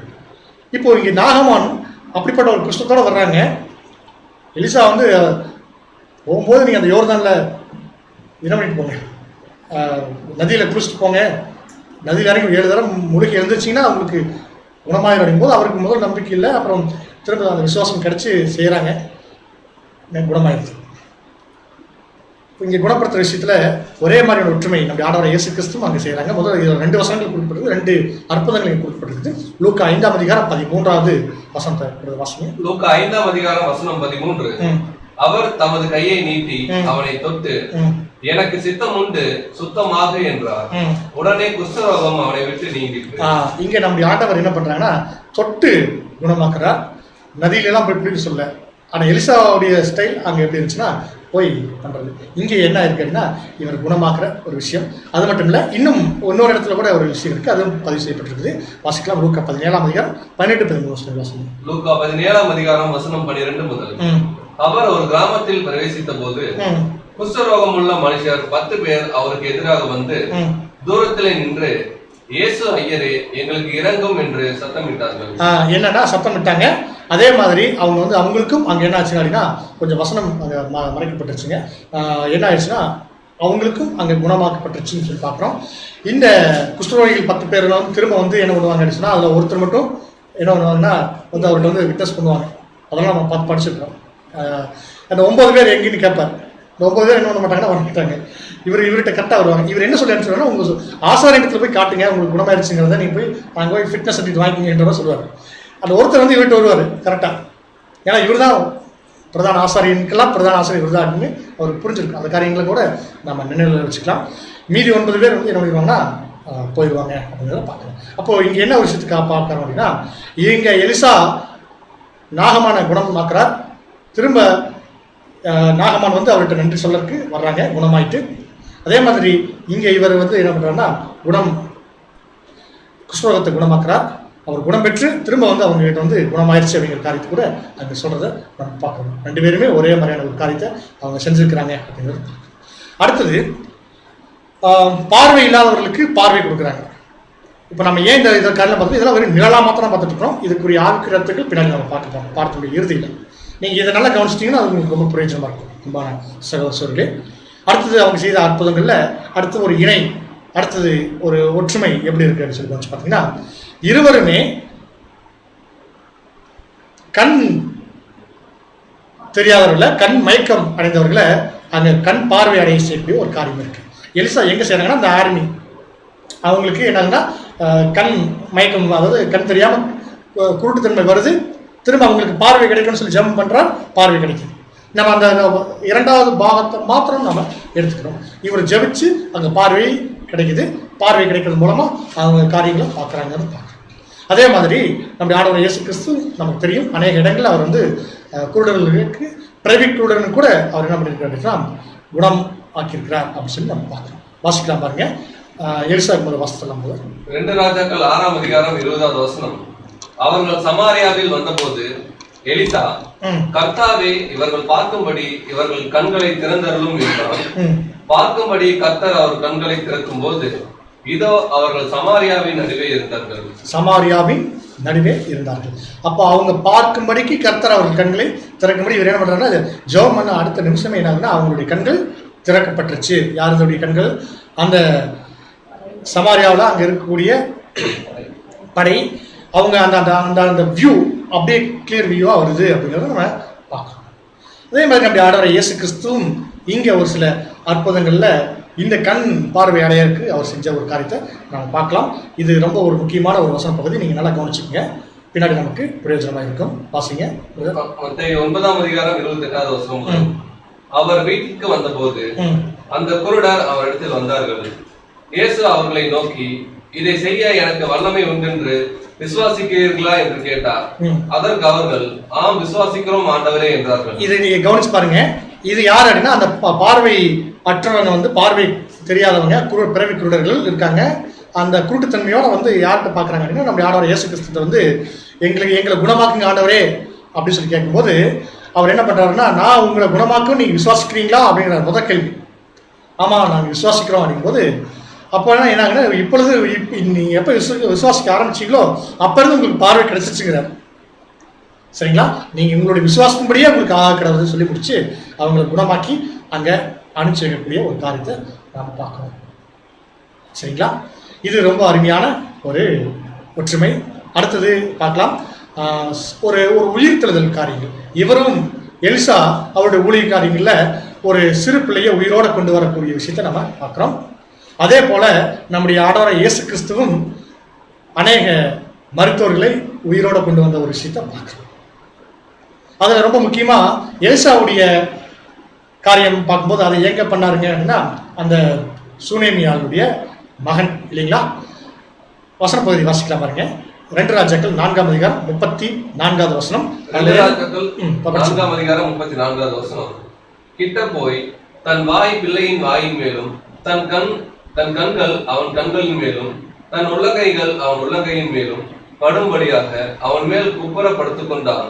அப்பொழுது பிள்ளையின் உடல் அனல் கொண்டது. பிள்ளையின் உடல் அனல் கொண்டது, உயிர் பெற்றுச்சு. அந்த அந்த மரித்த குழந்தை அந்த அம்மாவுக்கு வந்து சுனேமியாவுக்கு திரும்ப உயிரோட கொண்டு போய் ஒப்படைச்சிட்டாங்க. இந்த குழந்தை வந்து அவங்க அந்த ஹிஸ்டரி பேக்ரவுண்டில் உங்களுக்கு நல்லா தெரியும். அந்த குழந்தை பிறந்ததே ஒரு அற்புதத்தில் தான் இருக்கும். குழந்தை பிறந்ததே ஒரு பெரிய அற்புதத்தில் இருக்கும். அது எலிசா தீர்க்கதரிசி அது அந்த கருத்து செஞ்சுருப்பாங்க. இன்னொரு முக்கியமான ஒரு விஷயத்தை கவனிச்சு பார்த்தீங்கன்னா, அந்த பிள்ளை இறந்தது அப்புறம் மேல் வீட்டில் கிடைத்து வச்சது, இந்த சிமிலாரிட்டியெல்லாம் கூட நம்ம வந்து நீங்கள் விட்டுட்டு அந்த உயிரோடு எழுப்புற விஷயத்தை மாத்திரம், ஒரு சிறு பிள்ளையை உயிரோடு எழுப்புறது மாத்திரம் நீங்கள் இதை எடுத்துக்கோங்க. இது இணைக்கு நம்முடைய ஆண்டவர் இயேசு கிறிஸ்துவும் இங்கே நிறைய பேருக்கு பண்ணியிருக்காங்க. யார் பண்ணியிருக்காங்க? நம்முடைய ஆண்டவர் இயேசு கிறிஸ்து லாசரு, அப்புறம் சிறு பிள்ளை. ஓகே, வேற 2 தானே? இன்னொன்று இருக்கே. சரி, வேண்டாம், கேள்வியெல்லாம் ஓவரா கேட்கக்கூடாது. இப்போ நம்ம என்ன பண்ணலாம் அப்படின்னு சொன்னா, இந்த வசனத்துக்கு வந்துருங்க, படிச்சிருங்க, நம்ம விளக்கம் பார்க்கலாம். லூக்கா 8ஆம் அதிகாரம் 54வது வசனம். எல்லாரையும் அவர் வெளியே போக பண்ணி அவளுடைய கையை பிடித்து பிள்ளையே எழுந்து என்றார். அப்பொழுது அவள் உயிர் திரும்ப வந்தது. உடனே அவள் எழுந்திருந்தால் அவளுக்கு ஆகாரம் கொடுக்க கட்டளையிட்டார். ஆகாரம் கொடுக்க கட்டளையிட்டார். இப்போ இங்க இந்த உயிர்த்தலுடைய காரியங்கள் பார்க்கும்போது இது தேவனுடைய தெய்வீக திட்டத்தில் நடக்கக்கூடிய அந்த உயிர்த்தெழுதல் அல்ல. அது வந்து நம்ம பின்னாடி அவருடைய ஆண்டவர் இயேசு கிறிஸ்து 2ஆம் வருகையில தான் உயிர்த்தெழுதல் நடக்கும். மாற இது வந்து ஒரு அற்புதத்தில் தான் வரக்கூடிய ஒரு உயிர்த்தெழுதல் நீங்க நல்லா புரிஞ்சுக்கணும். இந்த நிழல் நம்ம வாசிக்கிறது விஷயங்கள் எல்லாமே பார்த்தீங்கன்னா, எப்படி கண்ணு தெரியாதவங்களுக்கு கண்ணு தெரிய வச்சாங்களோ, குஷ்டரோகிகளை குணமாக்கினாங்களோ, அதே மாதிரி மரித்தவர்களை உயிரோடு கொண்ட அந்த விஷயம் அப்படின்னா அதுவும் ஒரு ஒரு அற்புதத்திலையும் அது என்ன சொல்றதுன்னா தேவனுடைய வல்லமையில செஞ்ச ஒரு விஷயம் தான். ஆனால் அது வந்து திரும்ப அவங்களும் என்ன பண்ணாங்கன்னா கொஞ்சம் உயிர் பிழைச்சி கொஞ்ச நாள் வாழ்ந்து பின்னாடி மறைச்சிருக்கிறாங்க அப்படிங்கிறது கூட நீங்கள் நினைவு வச்சுக்கணும். சரிங்களா? ரைட். இப்போ இந்த ஒரு ஒற்றுமை கூட நம்ம பார்க்குறோம். 2 பேருமே ஒரே மாதிரியான ஒரு காரியங்களை செஞ்சுருக்கிறாங்க அப்படின்னு சொல்லி. அடுத்தது ரொம்ப முக்கியமான ஒரு விஷயத்தை நீங்கள் கவனிக்கலாம். என்ன ஒரு விஷயம் கேட்டிங்கன்னா, எலிசா தீர்க்கதரிசி அவருடைய ஊழியக்காரியங்கள்லாம் முடிச்சுட்டு மறிச்சாச்சு. மறித்து எலிசாவையும் உடனே ஒரு இடத்துல அடக்கம் பண்ணிட்டாங்க. அடக்கம் பண்ணியாச்சு. அடக்கம் பண்ணி ரொம்ப நாளுக்கு அப்புறம் எங்கேயோ ஒரு சண்டை நடக்குது, போரெல்லாம் நடக்குது, அதில் செத்துட்டாரு. அவர் அடக்கம் பண்ணுறதுக்கு கொண்டு போயிட்டு வைக்கிறாங்க. வச்சா அவருடைய டெட் பாடி எலிசாவுடைய எலும்பு பட்ட உடனே அப்படியே உயிர் பெற்றுச்சு. உயிரோடு இருக்கும்போது எவ்வளோ அற்புதங்கள் அடையாளங்கள் செஞ்சுருந்த மனுஷன் அவர் மறித்து அவருடைய எலும்பு கூட அங்கே என்ன செய்யுதுன்னா அவருடைய மரணத்துக்கு பின்னாடி ஒரு மிகப்பெரிய ஒரு உயிர்த்தெழுதல் கிடைக்குது. அவருடைய மரணத்தின் மூலமாக கிடைக்கிற ஒரு விஷயத்தை நம்ம பார்க்கணும். சரி, இயேசு கிறிஸ்துடைய சரீரம் எலும்பு பட்டு ஏதாவது உயிரோட வந்தாங்கன்னு நீங்கள் யோசிக்கிறீங்க. அங்கே அப்படிலாம் யோசிச்சாலும் எதுவும் இருக்காது. இங்கே எப்படி பார்க்குறீங்கன்னா இவங்க 2 பேருடைய மரணத்துக்கு பின்னாடி ஒரு ஜீவன் கிடைக்கிறதுக்கு ஒரு நிழலாக இருக்குங்கிறத நம்ம பார்க்குறோம். இங்கே வசன பகுதி வாசிக்கலாம். எலிசாவுடைய அந்த காரியங்கள் 2 ராஜாக்கள் 13ஆம் அதிகாரம் 21ஆம் வசனம். 2 ராஜாக்கள் 13ஆம் அதிகாரம் 21வது வசனம். அப்பொழுது அவர்கள் ஒரு மனுஷனை அடக்கம் பண்ண போகையில் அந்த தண்டை கண்டு அந்த மனுஷனை எலிசாவின் கல்லறையில் போட்டார்கள். அந்த மனுஷனின் பிரேதம் அது விழுந்து எலிசாவின் எலும்புகள் மேல் பட்ட போது அந்த மனுஷன் உயிரிழந்து தன் கால்களை ஊன்றி எழுந்திருந்தார். நீங்க இந்த காட்சி நீங்க நல்லா கவனிச்சு பாருங்க. ஒருத்தர் டெட் பாடி சும்மா அப்படி தோல் ஓட்டு போயிருப்பாங்க. அப்படித்தான் வழியில ஒரு போர்ல இறந்துட்டாங்க, அடக்கம் பண்றதுக்காக போறாங்கன்னு வச்சுக்கோங்க. சும்மா என்ன பண்ணிருப்போம், தோல்ல ஓட்டு போயிட்டு என்ன பண்ணிருப்பானா அப்படியே கொண்டு போயிட்டு சரி அடக்கம் பண்ணுறதுக்கு சொல்லுவோம். சரி பாடி இப்படி போடுறாங்க. இப்படி போட்ட உடனே அந்த எலும்பு பட்டோன்னு இப்படி வந்து சிரிக்கும்போது இவங்களுக்குலாம் பயங்கரமாக ஷாக் ஆயிருப்பாங்க. என்ன அப்படின்ட்டு அதுக்கப்புறம் தான் தெரிஞ்சிருக்கும் எப்படி இது நடந்துச்சு யோசிச்சுக்கப்புறம் என்ன ஆச்சுன்னு பார்த்தா இந்த இடம் எலிசா தீர்க்கதரிசி அடக்கம் பண்ண இடம், இது அவருடைய எலும்புங்கிறது அப்படின்னு தான் பார்த்துருப்பாங்க. அந்த எலும்பெல்லாம் என்ன பண்ணியிருப்பாங்கன்னா எடுத்து போய் ட்ரை பண்ணியிருப்பாங்க. அதுக்கப்புறம் நடந்திருக்கு, அதுக்கப்புறம் கட்டாயம் நடந்திருக்காது. பெரிய ஒரு விஷயமா நம்ம பார்க்குறோம். அடுத்தது நம்முடைய ஆண்டவரை இயேசு கிறிஸ்து பார்க்கும்போது அவருடைய மரணம் அது சாதாரணமான மரணமாக நம்ம பார்க்கறது இல்லை. தேவனுடைய திட்டத்தில் அது ஈடுபடும். பாவத்திற்கு இந்த பூமியில் இருக்கக்கூடிய ஒட்டுமொத்த பாவத்திற்கும் பாவிகளுக்காக அவர் தன்னுடைய ஜீவனை கொடுத்திருக்கிறார். எல்லாரும் மரணத்தில் இருந்துட்டு இருக்கிறாங்க. அந்த மரணத்திலிருந்து அவர் எல்லாத்தையும் ஜீவனில் கொண்டு வரதுக்காக நம்முடைய ஆண்டவர் செஞ்சிருக்கிறாங்க இந்த ஒரு காரியத்தை. அவருடைய மரணம் பின்னாடி எல்லோருக்கும் ஒரு உயிர்த்தெழுதல் கொடுக்குதுங்கிறத நம்ம வாசிக்கலாம். 1 கொரிந்தியர் 15ஆம் அதிகாரம் 21-22. 1 கொரிந்தியர் 15ஆம் அதிகாரம் வசனம் 21 முதல். மனுஷனால் மரணம் உண்டாயினபடியினால் மனுஷனால் மரித்தோரின் உயிர்த்தெழுதலும் உண்டாயிற்று. மரித்தோரின் உயிர்த்தெழுதலும் உண்டாயிற்று. ஆதாமுக்குள் எல்லாரும் மரிக்கிறது போல கிறிஸ்துவுக்குள் எல்லாரும் உயிர்ப்பிக்கப்படுவார். கிறிஸ்துவுக்குள் எல்லோரும் உயிர்ப்பிக்கப்படுவார்கள்னா நம்முடைய ஆண்டவர் இயேசு கிறிஸ்துடைய மரணம் அதை உறுதி செய்து அவருடைய உயிர்த்தெழுதலுக்கும் அது வந்து ஒரு முதற் பலனா அவர் வந்து ஒரு ப்ரூஃப் கொடுத்துருக்காங்க. அன்பான சகோதரர்களே, இப்போ இவ்வளவு நேரம் பார்த்த ஒரு இணைகளில் அடுத்தது பார்க்கக்கூடிய இணை ரொம்ப முக்கியமான ஒரு இணையை நம்ம பார்க்குறோம். என்ன ஒரு காரியம் பார்த்தீங்கன்னா, எலிசாவுக்கும் சீசர்கள், வேலைக்காரர்கள், பணியாளர்கள் இருந்தாங்க. நம்முடைய ஆண்டவர் இயேசு கிறிஸ்துவுக்கும் இருந்தாங்க. சீசர்கள் இருந்தாங்க. அதில் ஒருத்தர் தெரிஞ்ச 2 பேருமே வச்சுருந்தாங்க. பண ஆசை உள்ள ஒரு மனுஷனா ஒரு துரோகியை கூடவே வச்சுருந்ததை நம்ம கவனிக்கிறோம். எலிசாவுக்கு யார் இருந்தாங்க அப்படி? கேயாசி இல்லைங்களா? நம்ம ஆண்டவர் இயேசு கிறிஸ்துக்கு யார் இருந்தாங்க அப்படின்னா யூதாஸ். யூதாஸ் என்ன பண்ணிட்டார் அப்படின்னா இயேசு கிறிஸ்துவை பணத்துக்காக காட்டி கொடுத்துட்ட ஒரு விஷயத்தை பார்க்குறோம். அதே மாதிரி இங்கே கேஎஸ்சி என்ன பண்ணுறாங்க அப்படின்னு சொல்லி பார்த்தீங்கன்னா, அந்த நாகமானுடைய சம்பவத்தை பார்த்தோம் இல்லைங்களா? நாகமானுடைய சம்பவத்தை பார்க்கும்போது அவர் வந்து குணமானதுக்காக அவர் வந்து ஒரு சில அன்பளிப்புகளை கொடுக்குறாங்க. அதை அவர் வந்து வாங்க மறுத்துட்டார். அதை அவர் என்ன அதை பொருட்படுத்தவே இல்லைன்னு வச்சுக்கோங்க. பட் இவருக்கு என்ன ஆகுதுன்னா அது ஒரு டெம்ட் ஆகுது. இவ்வளோ கிடைக்குது, இந்த மனுஷன் வந்து வேண்டாம்னு சொல்கிறாரு அப்படின்னு போக விட்டு இப்போ மனசு அப்படியே அதை பொருளோடவே அந்த பொருள் கலை போகும்போது கேஎஸ்ஸோடைய மனசும் கூடவே போகுது. பின்னாடியே போய் என்ன பண்ணுறாருன்னா, இல்லை அப்போ வேண்டாம்னு சொன்னார், இப்போ வேணும்னு கேட்கறாரு, கொடுங்க வாங்கிட்டு வாங்கிட்டு வந்துட்டு எவ்வளோ அற்புதங்கள் அடையாளங்கள் செஞ்சு தேவன் எவ்வளோ எடுத்து பயன்படுத்தின ஒரு தீர்க்கதரிசிக்கு தன் கூட இருக்கிறவர் என்ன செய்ய என்னதான் செய்வார் தெரியாது அவருக்கு.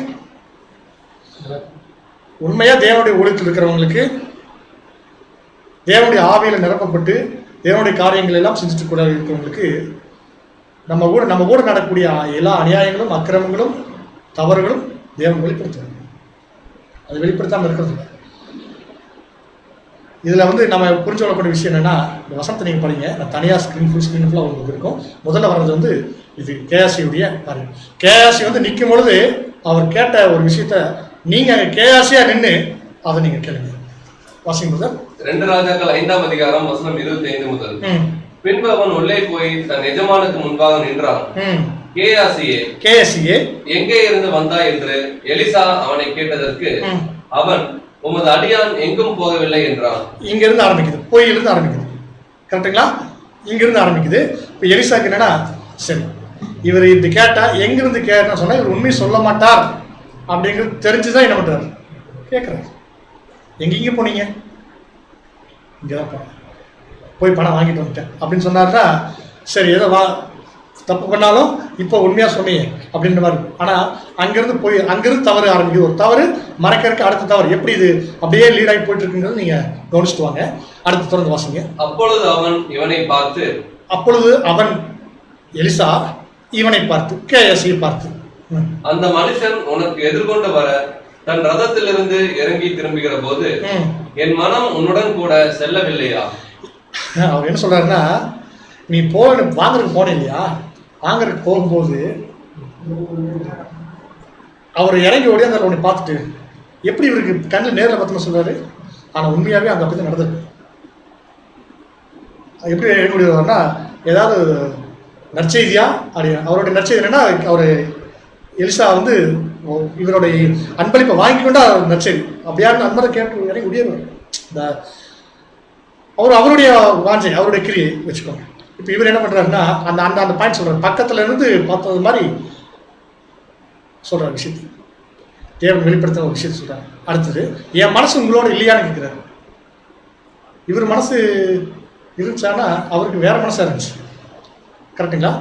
அங்கே வந்து அவருக்கு வந்து எலிசாவாது ஒன்றாவது, தேவனுடைய தீர்க்கதரிசியாவது ஒன்றாவது. அதெல்லாம் இல்லை, இங்கே அவருடைய மனசே வேற. அடுத்தது பணத்தை வாங்குகிறதற்கும் வஸ்திரங்களையும் ஒலிவ தோப்புகளையும் திராட்சை தோட்டங்களையும் ஆடு மாடுகளையும் வேலைக்காரரையும் வேலைக்காரிகளையும் வாங்குகிறதற்கும் இது காலமா? என்ன சொல்லிட்டாரு, எந்த காலத்துல வாழ்ந்துட்டு இருக்கிறோம், எந்த காலத்துல வாழ்ந்துட்டு இருக்கிறோம், நீங்க என்ன செஞ்சுட்டு இருக்கிறீங்க கேயாசி அப்படின்னு கேட்கிறாரு. கேயாசி கடைசி காலம் நம்ம வாயில பேசிட்டு இருக்கிறோமே, கேயாசி ப்ராப்பர்ட்டி வாங்கிட்டு இருக்கீங்களா? ஒலிவ தோப்புகளை வாங்குறதுக்கும் வேலைக்காரி வாங்குறதுக்கும் பிசினஸ் ஸ்டார்ட் பண்றீங்களா? யார் வேலைக்காரி வாங்குவா? யார் இன்டர்வியூ வைப்பா? யார் அப்பாயின்மெண்ட் பண்ணுவாங்க? பிசினஸ் ஸ்டார்ட் பண்றவங்க. அடுத்து என்ன கேட்குறாங்க, புது ட்ரெஸ் வாங்குறதுக்கு நீ விட்டா நீங்க தறி போட்டு நின்று நீங்க என்ன பண்ணுவீங்க? ஆமா, இது நேரமான்னு கேட்குறேன். இப்போ என்ன பிரச்சனை அப்படின்னா, கூட இருக்கிறவங்களும் தன்னை போலவே இருக்கணும்னு நினைக்கிற ஒரு மனசு இது இது வந்து வார்த்தைகளால் சொல்லி புரிய முடியாது. அது வேற, அதனுடைய விஷயங்களே வேற. இப்போ நம்ம இங்கே என்ன விஷயத்தை பார்க்குறோம்னா, எப்படிப்பட்டவங்க கூட இருக்கிறாங்க தெரிஞ்சும் அவங்கள வந்து அனுமதிச்சு தேவன் ஏன்னா வைக்க சொல்லியிருக்கிறார். இவங்க மூலமா நமக்கு இன்னைக்கு ஒரு படிப்பினை இருக்கு. அதே போல இவங்க கேயாசியெல்லாம் தாண்டி ஒருத்தர் ஒருபடி மேலே இருக்கிறாங்க அப்படி ஆண்டவர் வச்சிருந்தாங்க. யாருன்னா யூதாஸ். யூதாஸ் கவனிச்சு பார்க்கும்போது நமக்கு யூதாஸ் குறித்து ரொம்ப யூதாஸ் நமக்கு ஃப்ரெண்டு தான். எப்படி எந்த அடிப்படையில்னா அநேக முறை நாமளும் யூதாஸாக இருந்திருக்கிறோம். யூதாஸுடைய மனநிலை நமக்கும் அப்படி ஒத்துப்போம். என்ன பண்ணுறது எப்படி சொல்றீங்க? ஆமாம், உண்மைதான். நம்ம கிறிஸ்துவ விலை பேசுவோம், புரியலீங்களா? கிறிஸ்துவை விலை பேசுறது உண்டா இல்லையா? ஒரே பேச்சு ஒரே கேள்வி. நமக்கு கொடுக்கப்பட்டிருக்கிற புது சிருஷ்டி கிறிஸ்து இல்லையா? அந்த புது சிருஷ்டி எத்தனை முறை நம்ம வந்து பழைய மனுஷன் விற்க பார்த்துருக்கோம்? எத்தனை நேரம் வித்துருக்கிறோம்? அங்க ஒரு முறை தான் யூதாஸ் சொன்னாங்க. யூதாஸ் தீர்த்துட்டு இருக்கிறோம் ஒவ்வொரு வருஷமும். அவர் திட்டத்துக்காக 3 மாசம். நம்மள சரி, ஓகே, இது நீங்க புரிஞ்சுக்கிட்டீங்கன்னா போதும். ஏன் அப்படின்னா இந்த விஷயத்தெல்லாம் நான் எப்படி சொல்றேன் அப்படின்னா, நான் என்ன யூதாஸா வச்சு பார்த்துருக்கிறேன். ஆனா தேவன் என்னை கிறிஸ்துவா பார்க்குறாங்க. நான் முதல்ல என்னை கிறிஸ்துவ நான் பார்க்கணும். ஏன்னா என்ன பார்க்கும் பொழுது மற்றவங்க நான் கிறிஸ்துவ பார்க்காருங்க. காரணம் என்ன தெரியுங்களா? நான் மற்றவங்ககிட்ட என்ன எதிர்பார்க்கணும், மற்றவங்களுக்கு நான் என்ன செய்யணும் அப்படிங்கிறத, நான் எனக்கு என்ன செஞ்சுக்கணுமோ அதை மற்றவங்களுக்கு செய்யணுங்கிறத எனக்கு கொடுக்கப்பட்டிருக்கிற அன்பின் பிரமாணம். உன்னை நேசிக்கிற மாதிரி மற்றவங்களை நேசிங்க. உங்களுக்கு நீங்க என்ன செஞ்சுக்கணும்னு நினைக்கிறீங்களோ அதை மற்றவங்களுக்கு செய்யுங்க. உங்களை நீங்க என்னவா நினைக்கிறீங்களோ அதே மாதிரி நீங்க மற்றவங்க நினைங்க. நம்ம எவ்வளவு நம்மளால மேன்மையா நினைப்போம். சுயம், பெருமை, வேற்றுமை எல்லாம் எனக்கு இருக்குது இல்லையா? இதை எல்லாத்தையும் உங்களுக்கு நீங்க பொறுத்து பார்க்காதீங்க, அதை அப்படியே மற்றவங்களுக்கு பொறுத்து பாருங்கன்னு சொல்றாரு நம்ம ஆண்டவர். இதை நீங்க ரொம்ப நுட்பம் விளங்கிக்கணும். இது எந்த அளவுக்கு நம்ம புரிஞ்சு கொள்றோம் அப்படிங்கிறது நம்மளுடைய வாழ்க்கையில் இருக்கக்கூடிய கிரிகள் நிமித்தமாக தான் இது புரியும். சரிங்களா? சரிங்க. இப்போ இந்த வசனம் படிச்சிட்டீங்களா? படிச்சுங்க. லூக்கா 22:47 முதல். அவர் அப்படி பேசுகையில் ஜனங்கள் கூட்டமாய் வந்தார்கள். அவர்களுக்கு முன்னே 12 ஒருவனாகிய யூதாஸ் என்பவனும் வந்து இயேசுவை முத்தம் செய்யுமாறு அவனிடத்தில் சேர்ந்தான். இயேசு அவனை நோக்கி, யூதாசே, முத்தத்தினாலேயோ மனுஷகுமாரனை காட்டி கொடுக்கிறாய் என்றார். தெரிஞ்சு கேட்கிற கேள்வி நீங்க கவனிச்சு பாருங்க அன்பான சகோதரர்களே. அங்க எலிசாவும் கேஎஸ்ட்டு கேட்டாங்க. அங்க ஒரே ஒரு கேள்விதான். அந்த கேள்வியிலேயே கேஎஸ் தெரிஞ்சிருக்கணும். அதே மாதிரி இதே கேள்வியில தான் யூதாசும் தெரிஞ்சிருக்கணும். முத்தத்தினாலயா என்னை காட்டி கொடுக்குறாரு. அப்ப காட்டி கொடுக்க வரான்னு தெரிஞ்சிருச்சு. முத்தத்தில் காட்டி கொடுக்க தெரிஞ்சு அது முத்தம் ஒரு பொய் முத்தம், அன்பின் முத்தம் அல்ல அப்படிங்கிறது தெரிஞ்சிருச்சு. எல்லாமே ஒரே மாதிரியான ஒரு ஒப்புமைகள் இருக்குது அப்படின்னு நம்ம பார்க்கலாம். சரிங்க அன்பான சகோதர சகோதரியை, இப்போ நம்ம பார்க்கலாம். இப்போ இது வரைக்கும் பார்த்த ஒரு இணைகளை நம்ம திரும்ப ஒரு முறை நம்ம நினைவு கொண்டு வரலாம். என்ன அப்படின்னா 2 பேர்த்துக்கும் எலிசா தீர்க்கதரிசி, இங்கே நம்முடைய ஆண்டவராகிய இயேசு கிறிஸ்து. 2 பேர்த்துடைய ஊழியம் ஆரம்பமாகவே ஒரே இடத்துல ஒரே மாதிரி. அதிலிருந்து ஒவ்வொரு காரியங்களும் அநேக விஷயம். எலியாவுக்கு பின்னாடி வந்து எலிசா எலியாவிட அநேக அற்புதங்களை செஞ்சாங்க. ஏறக்குறைய ஒரு 37 அடையாள அற்புதங்களை எலிசா செஞ்சிருக்கிறாங்க அவருடைய ஊழிய காலங்களில். தேவன் அவ்வளவு எடுத்து பயன்படுத்தக்கூடிய ஒரு மனுஷன். சரிங்களா? நம்முடைய ஆண்டவராகிய இயேசு கிறிஸ்து அநேக அடையாள அற்புதங்கள் செஞ்சிருக்கிறாங்க. நிறைய இன்னும் கூட நான் ஏதாவது தவறு விட்டுருக்கலாம். ஒரு சில பாயிண்ட் நான் எனக்கு தோணுது மட்டும் நான் போட்டிருக்கிறேன். ஏதாவது 1-2 விட்டு போயிருந்தா கூட நீங்கள் சகோதரர்கள் நீங்கள் உங்களுடைய தேவன் உங்களுக்கு கொடுக்கப்பட்டிருக்கிற பரிசுத்தாவினால் நீங்கள் அதை விளங்கி கொள்ளலாம். இதை பொருத்தி பார்க்கலாம். சரிங்க. இப்போ அந்த ஊழியத்துடைய ஆரம்பமாகட்டும், அபிஷேகத்தை பெற்றுக்கொண்ட விஷயங்களாகட்டும், அந்த வாய்ப்பு அவங்க 2 பேரும் ஒரே மாதிரியான ஒரு உறுதியாக இருந்து எனக்கு இப்பொழுது இடம் கொடு அப்படின்னு கேட்ட விஷயங்களாகட்டும், நான் உன்னை விடுவதா இல்லை அப்படிங்கிறதாகட்டும், எல்லாமே இருந்து அந்த பரிசுத்தாவை பெற்றுக்கொண்ட விஷயங்களாகட்டும், அப்புறம் அவங்க செஞ்ச அற்புதங்கள், அப்புறம் எல்லாமே ஒவ்வொன்றுமே அப்படியே கூட வச்சிருந்த சீசர்கள், உதவிக்காரர்கள், இவங்க எல்லாமே பார்க்கும்போது ஒரு சில இணை அந்த சிமிலாரிட்டிஸ் வந்து பக்காவாக மேட்ச் ஆகிறத நம்ம பார்க்கலாம். சரிங்க அன்பான சகோதரர்களே, இந்த பாடத்தை எளிமையான பாடம் தான். நான் பாடத்தில் ஆரம்பிச்ச மாதிரி இது ரொம்ப உங்களுக்கு புரிஞ்சவர்களுக்கு கடினமாக இருக்கிறதுக்கு எந்த வாய்ப்புமே இல்லை. இந்த பாடத்தை நம்ம ஏன் பார்த்துருக்குறோம் அப்படின்னா, இது நமக்கான பாடம் என்ன, நமக்கான படிப்பினை என்ன அப்படின்னு சொல்லி பார்த்து இந்த பாடத்தை நிறைய செய்யலாம். இங்க எலிசா இயேசு கிறிஸ்து போலவே, இயேசு கிறிஸ்து மாதிரியே, வார்த்தைகளை கவனிக்கணும். இயேசு கிறிஸ்து போல, இயேசு கிறிஸ்து மாதிரி, இயேசு கிறிஸ்துக்கு அடையாளமா, இயேசு கிறிஸ்து செய்தது போலவே அங்க எலிசா செஞ்சிருக்கிறாங்க முன்னாடி. சரி, இப்ப இயேசு கிறிஸ்து போல செஞ்சதுனால அவர் கிறிஸ்துவனுடைய எலிசா கிறிஸ்துவனுடைய சபை அங்கமா ஆகிறாருங்களா? சரீர அங்கமா மாறுவாருங்களா? எலிசா செஞ்சது தேவனுடைய வல்லமையில செஞ்ச அநேக ஒரு அளப்பரிய காரியங்கள், நம்ம அதை வந்து சொல்றதுக்கு மறுப்பு இல்லை. ஆனா இயேசு கிறிஸ்து போலவே செஞ்சிருக்கிறார் அப்படிங்கிறதுக்காக எலிசாவுக்கு சபை வாய்ப்பு உண்டா? இல்லை, இல்லைதானுங்க? இல்லை இருக்கா? ஒரு நீங்க அமைதியாக பார்த்தா இருக்குதுன்னு இல்லை பாருங்க. நம்ம மூசு அவர் மட்டும் சொல்றாங்க இல்லை, சந்தோஷமா இருக்கு. சரி, இல்லைங்கிற சந்தோஷம் இல்லைங்க, பதில் கிடைச்சதுக்கு சந்தோஷம். இப்ப என்ன அப்படின்னா, அவருக்கு இல்லை, இன்னும் யாருக்கு?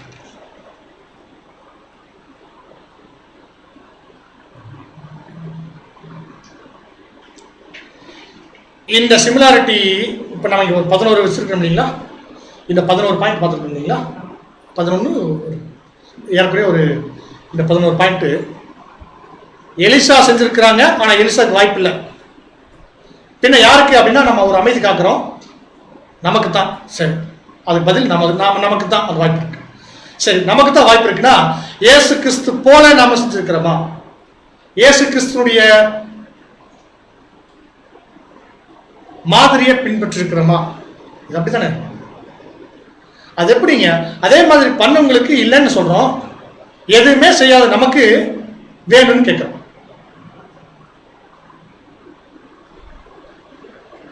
பிரச்சனை என்ன தெரியுங்களா? எல்லாருக்கும் ஆசை இருக்குது சபையாகணும்னு, எப்படியாவது சபையாகணும்னு ஆசை இருக்கு. அதுக்கான தகுதியை வளர்த்துக்கீங்க அன்பான சகோதரர்களே அப்படின்னு சொன்னா கோவம் வந்துடும்.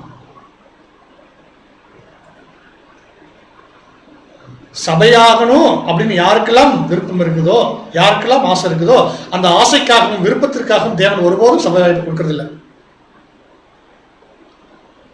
மாற என்ன செய்யணும்? யாரெல்லாம் கிறிஸ்து போல இருக்கிறாங்களோ அவங்களுக்கு தான் சபை வாய்ப்பு. யாரெல்லாம் கிறிஸ்து போல இருப்பா? 1,44,000 பேர் தான் இருப்பாங்க. அந்த 1,40,000 பேர் எப்படி இருப்பாங்க? இயேசு கிறிஸ்து மாதிரியே அவங்களும் ஊழியத்தை ஆரம்பிப்பாங்க. இயேசு கிறிஸ்து போலவே அவங்களும் அடையாளங்களையும் அற்புதங்களையும் உயிர்த்தெழுதல்களையும் செய்வாங்க. துரோகிகளுக்கு அனுமதி கொடுப்பாங்க, துரோகிகளை கூட வச்சுக்குவாங்க. விஷயம் புரியுதுங்களா? சரி, ஓகே. இப்போ இந்த ஸ்கிரீன் உங்களுக்கு இருக்கு. ஒரு சில விஷயத்தை மாத்திரம் நம்ம பார்த்துக்கலாம். ஊழியத்துடைய ஆரம்பம் யோர்தான்ல நம்ம ஆரம்பிக்கிறோமா? சரி, இதுக்காக நான் இன்னும் நிறைய பேர் சொல்றது உண்டு, நான் யோர்தான்ல தான் ஞானஸ்நானம் எடுப்பேன் அப்படின்னு சொன்னதெல்லாம் இருக்கு, கேட்டதும் உண்டு. இது என்ன வம்பா இருக்குது? இங்க இருக்கிற பவானியாத்துலயோ காவிரியத்திலயோ ஞானஸ்நானம் எடுத்தா கிறிஸ்து சபையாக முடியாதா? விஷயம் அதல்ல. ஆரம்பம் யோர்தான்ல இருந்து ஆரம்பிக்கிறதுங்கிறது இல்லை. என்ன விஷயம் கேட்டீங்கன்னா, என்ன விஷயம் கேட்டீங்கன்னா, அந்த யோர்தான் நதி அது எங்கிருந்து உருவாகுது? யோர்தானுடைய ஞான அர்த்தம் என்ன அப்படின்னா, அது தேவனிடத்திலிருந்து வர்றது, ஜீவ நதி. ஞான அர்த்தம் ஆவிக்குறதுல அங்க எர்மோன் மலையிலிருந்து உருவாகி அது 4 ஆறுகளா ஒரு சின்ன ஓடைகளா வந்து ஓடி அது ஹேலா ஏரின்ற ஒரு ஒரு ஒரு கிறிஸ்டல் கிளியர் வாட்டர்ல அந்த ஒரு சின்ன ஒரு ஏரி, அது மலையிலேயே இருக்கும். அந்த ஏரிக்கு வந்து அந்த அங்கிருந்து அப்படியே உடனே சடனா ஒரு அருவி மாதிரி கொட்டி அப்படியே ஓடி வளைஞ்சு ஓடி அப்படியே கடைசியில் அப்படியே வந்து அது கலிலேய கடல் இருந்து அப்படியே வந்து அப்போ கடைசியில் சவக்கடல் போய் முடியும். இதில் நம்ம எங்கே எடுக்கிறோம்னா கடைசியில் இல்லை, அந்த யோர்தான் நதிங்கிற இடத்துல போய் எடுக்கிறோம். யோர்தான் நதி எதுக்கு அடையாளமாக இருக்குதுன்னா, நாம இந்த தேவனுடைய தெய்வீக திட்டம் அந்த யோர்தான் நதி, அந்த திட்டத்துக்குள்ள நம்ம இணைச்சிக்கிறது தான் யோர்தான் நதியில ஞானஸ்நானம் எடுக்கிறது. புரியுதுங்களா? அடுத்து அபிஷேகம் செய்யப்படுறது. அபிஷேகத்தை பெற்றுக்கொள்ளணும். எப்படி? சத்திய வசனங்களாக நம்ம ஜெனிப்பிக்கப்படணும். அங்க பரிசுத்தாவி உடனே கொடுத்தாங்க, இயேசு கிறிஸ்துவுக்கு பெற்றுக்கொண்டாங்க. அதான் இன்னைக்கு நம்ம பார்த்துட்டு இருக்கிறோம், ஆவியில் ஜெனிப்பிக்கப்படுற விஷயம். ஜலத்தினால மட்டும் நம்ம ஞானஸ்தானம் பெற்றுக்கொண்டா பத்தாது, ஆவியினாலையும் நம்ம ஞானஸ்தானம் பெற்றுக்கொள்ளணும். அதுதான் வந்து பரிசுத்தாவி நமக்குள்ள போகும்போது அது கிரியை செய்யும். அதை நம்ம பார்க்குறோம். அது கிறிஸ்துங்கிற ஒரு கரு உருவாக்கி அது பூரண புருஷனை வெளிப்படுறதா அது நம்முடைய நிறைவு, சபை வளர்ச்சி, கிறிஸ்துவனுடைய சாயல் பெற்றுக்கொள்றது. ஓகேங்களா? இப்போ கிறிஸ்துவுக்கு மாறியே நம்ம இருக்கிறதுனா கிறிஸ்து செய்யக்கூடிய வேலைகள் மாத்திரம் இல்லை, அதில் நம்ம இணைச்சிக்கிற ஒரு விஷயங்கள் நீங்கள் கவனிச்சு பாருங்க. இந்த விஷயங்கள்லாம் வெறும் நிழலாய் மாத்திரம் தான் பார்த்துக்கிறோம். நாம் அப்படியே இங்கே எப்படி பார்க்குறோம் அப்படின்னு சொன்னால், இதில் ஞான அர்த்தத்தோட பார்க்குறோம். உறுதியாக இருந்து ஒரு வாய்ப்பை பெற்றுக்கணும். சத்தியத்தை கேட்டுட்டோம், தேவன் யாரும் தெரிஞ்சுட்டோம், குமாரன் யாரும் புரிஞ்சுக்கிட்டோம். எத்தனை பேர் சத்தியம் இருக்கு என்கிட்ட, நீங்கள் சொன்ன சத்தியம் மனசுக்குள்ள இருக்கு, விசுவாசிக்கிறேன். பாருங்க, பேப்டிசம் கொடுக்கறதுக்கு நீங்கள் இருக்கிறீங்க, தண்ணி இருக்குது, தடை என்னன்னு எத்தனை பேர் கேட்டிருக்கோம்? அந்த வாஞ்சி அப்படி ஒருத்தர் கேட்டிருக்காங்கன்னா அதுதான் இங்கே உறுதியாக இருந்து பெற்றுக்கொள்றது, அந்த வாய்ப்பை பெற்றுக்கொள்றது. பல பேர்த்துக்கு எப்படி இருக்குன்னா, சூழ்நிலை இன்னைக்கு நம்ம சொல்லி அவங்கள ஃபாலோ பண்ணி பேசி பேர் கொடுப்பாங்க, அப்புறம் பேரெல்லாம் எடுத்துருவாங்க. அந்த அளவுக்குலாம் போயிட்டு இருக்கு. கடைசி இது அந்த அப்படிப்பட்ட காலப்பகுதி அல்ல. கடைசி காலத்தில் வந்துட்டு இருக்கிறோம். யாருக்கு தேவையோ அவங்க தான் இங்கே உறுதியாக இருந்து பண்ணிக்கணும். தவிர நம்ம எத்தனை நாளைக்கு நம்ம வாங்க வாங்கன்னு கைப்பிடிச்சிருக்க முடியும்? இது கைப்பிடிச்சிட்டு வரதா? சுய விருப்பத்தின் தான் வரணும். ஒருவன் என்னை பின்பற்றி வர விரும்பினால் அந்த விருப்பம் இருந்தால்தான் அவங்க சபையாக முடியுமே தவிர ஆரம்பமே அந்த விருப்பத்தில் தான் இருக்கு, வற்புறுத்தல் இல்லை அப்படிங்கிறத நம்ம புரிஞ்சுக்கணும்.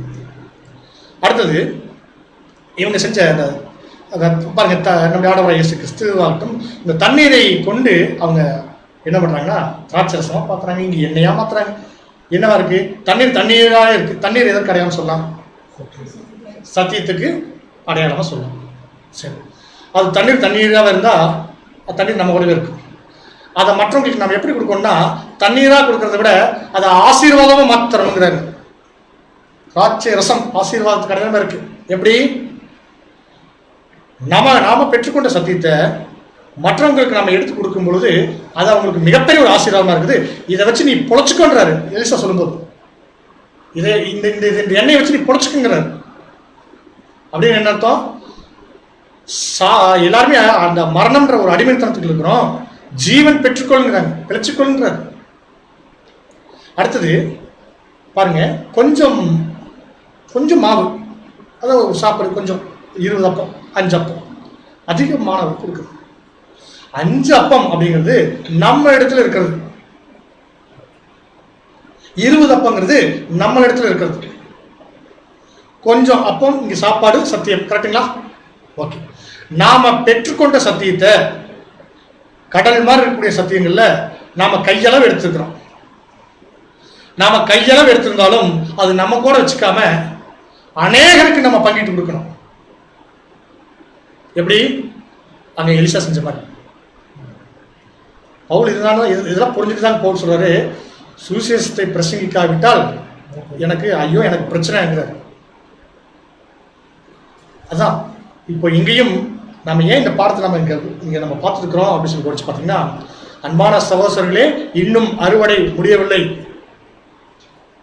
எல்லோருக்கும் 5 மாசம் வீட்டில் உட்காந்தோன்னே என்ன ஆயிருந்தா பெரிய ஒரு சோர்வேத்தனை வந்துடும்.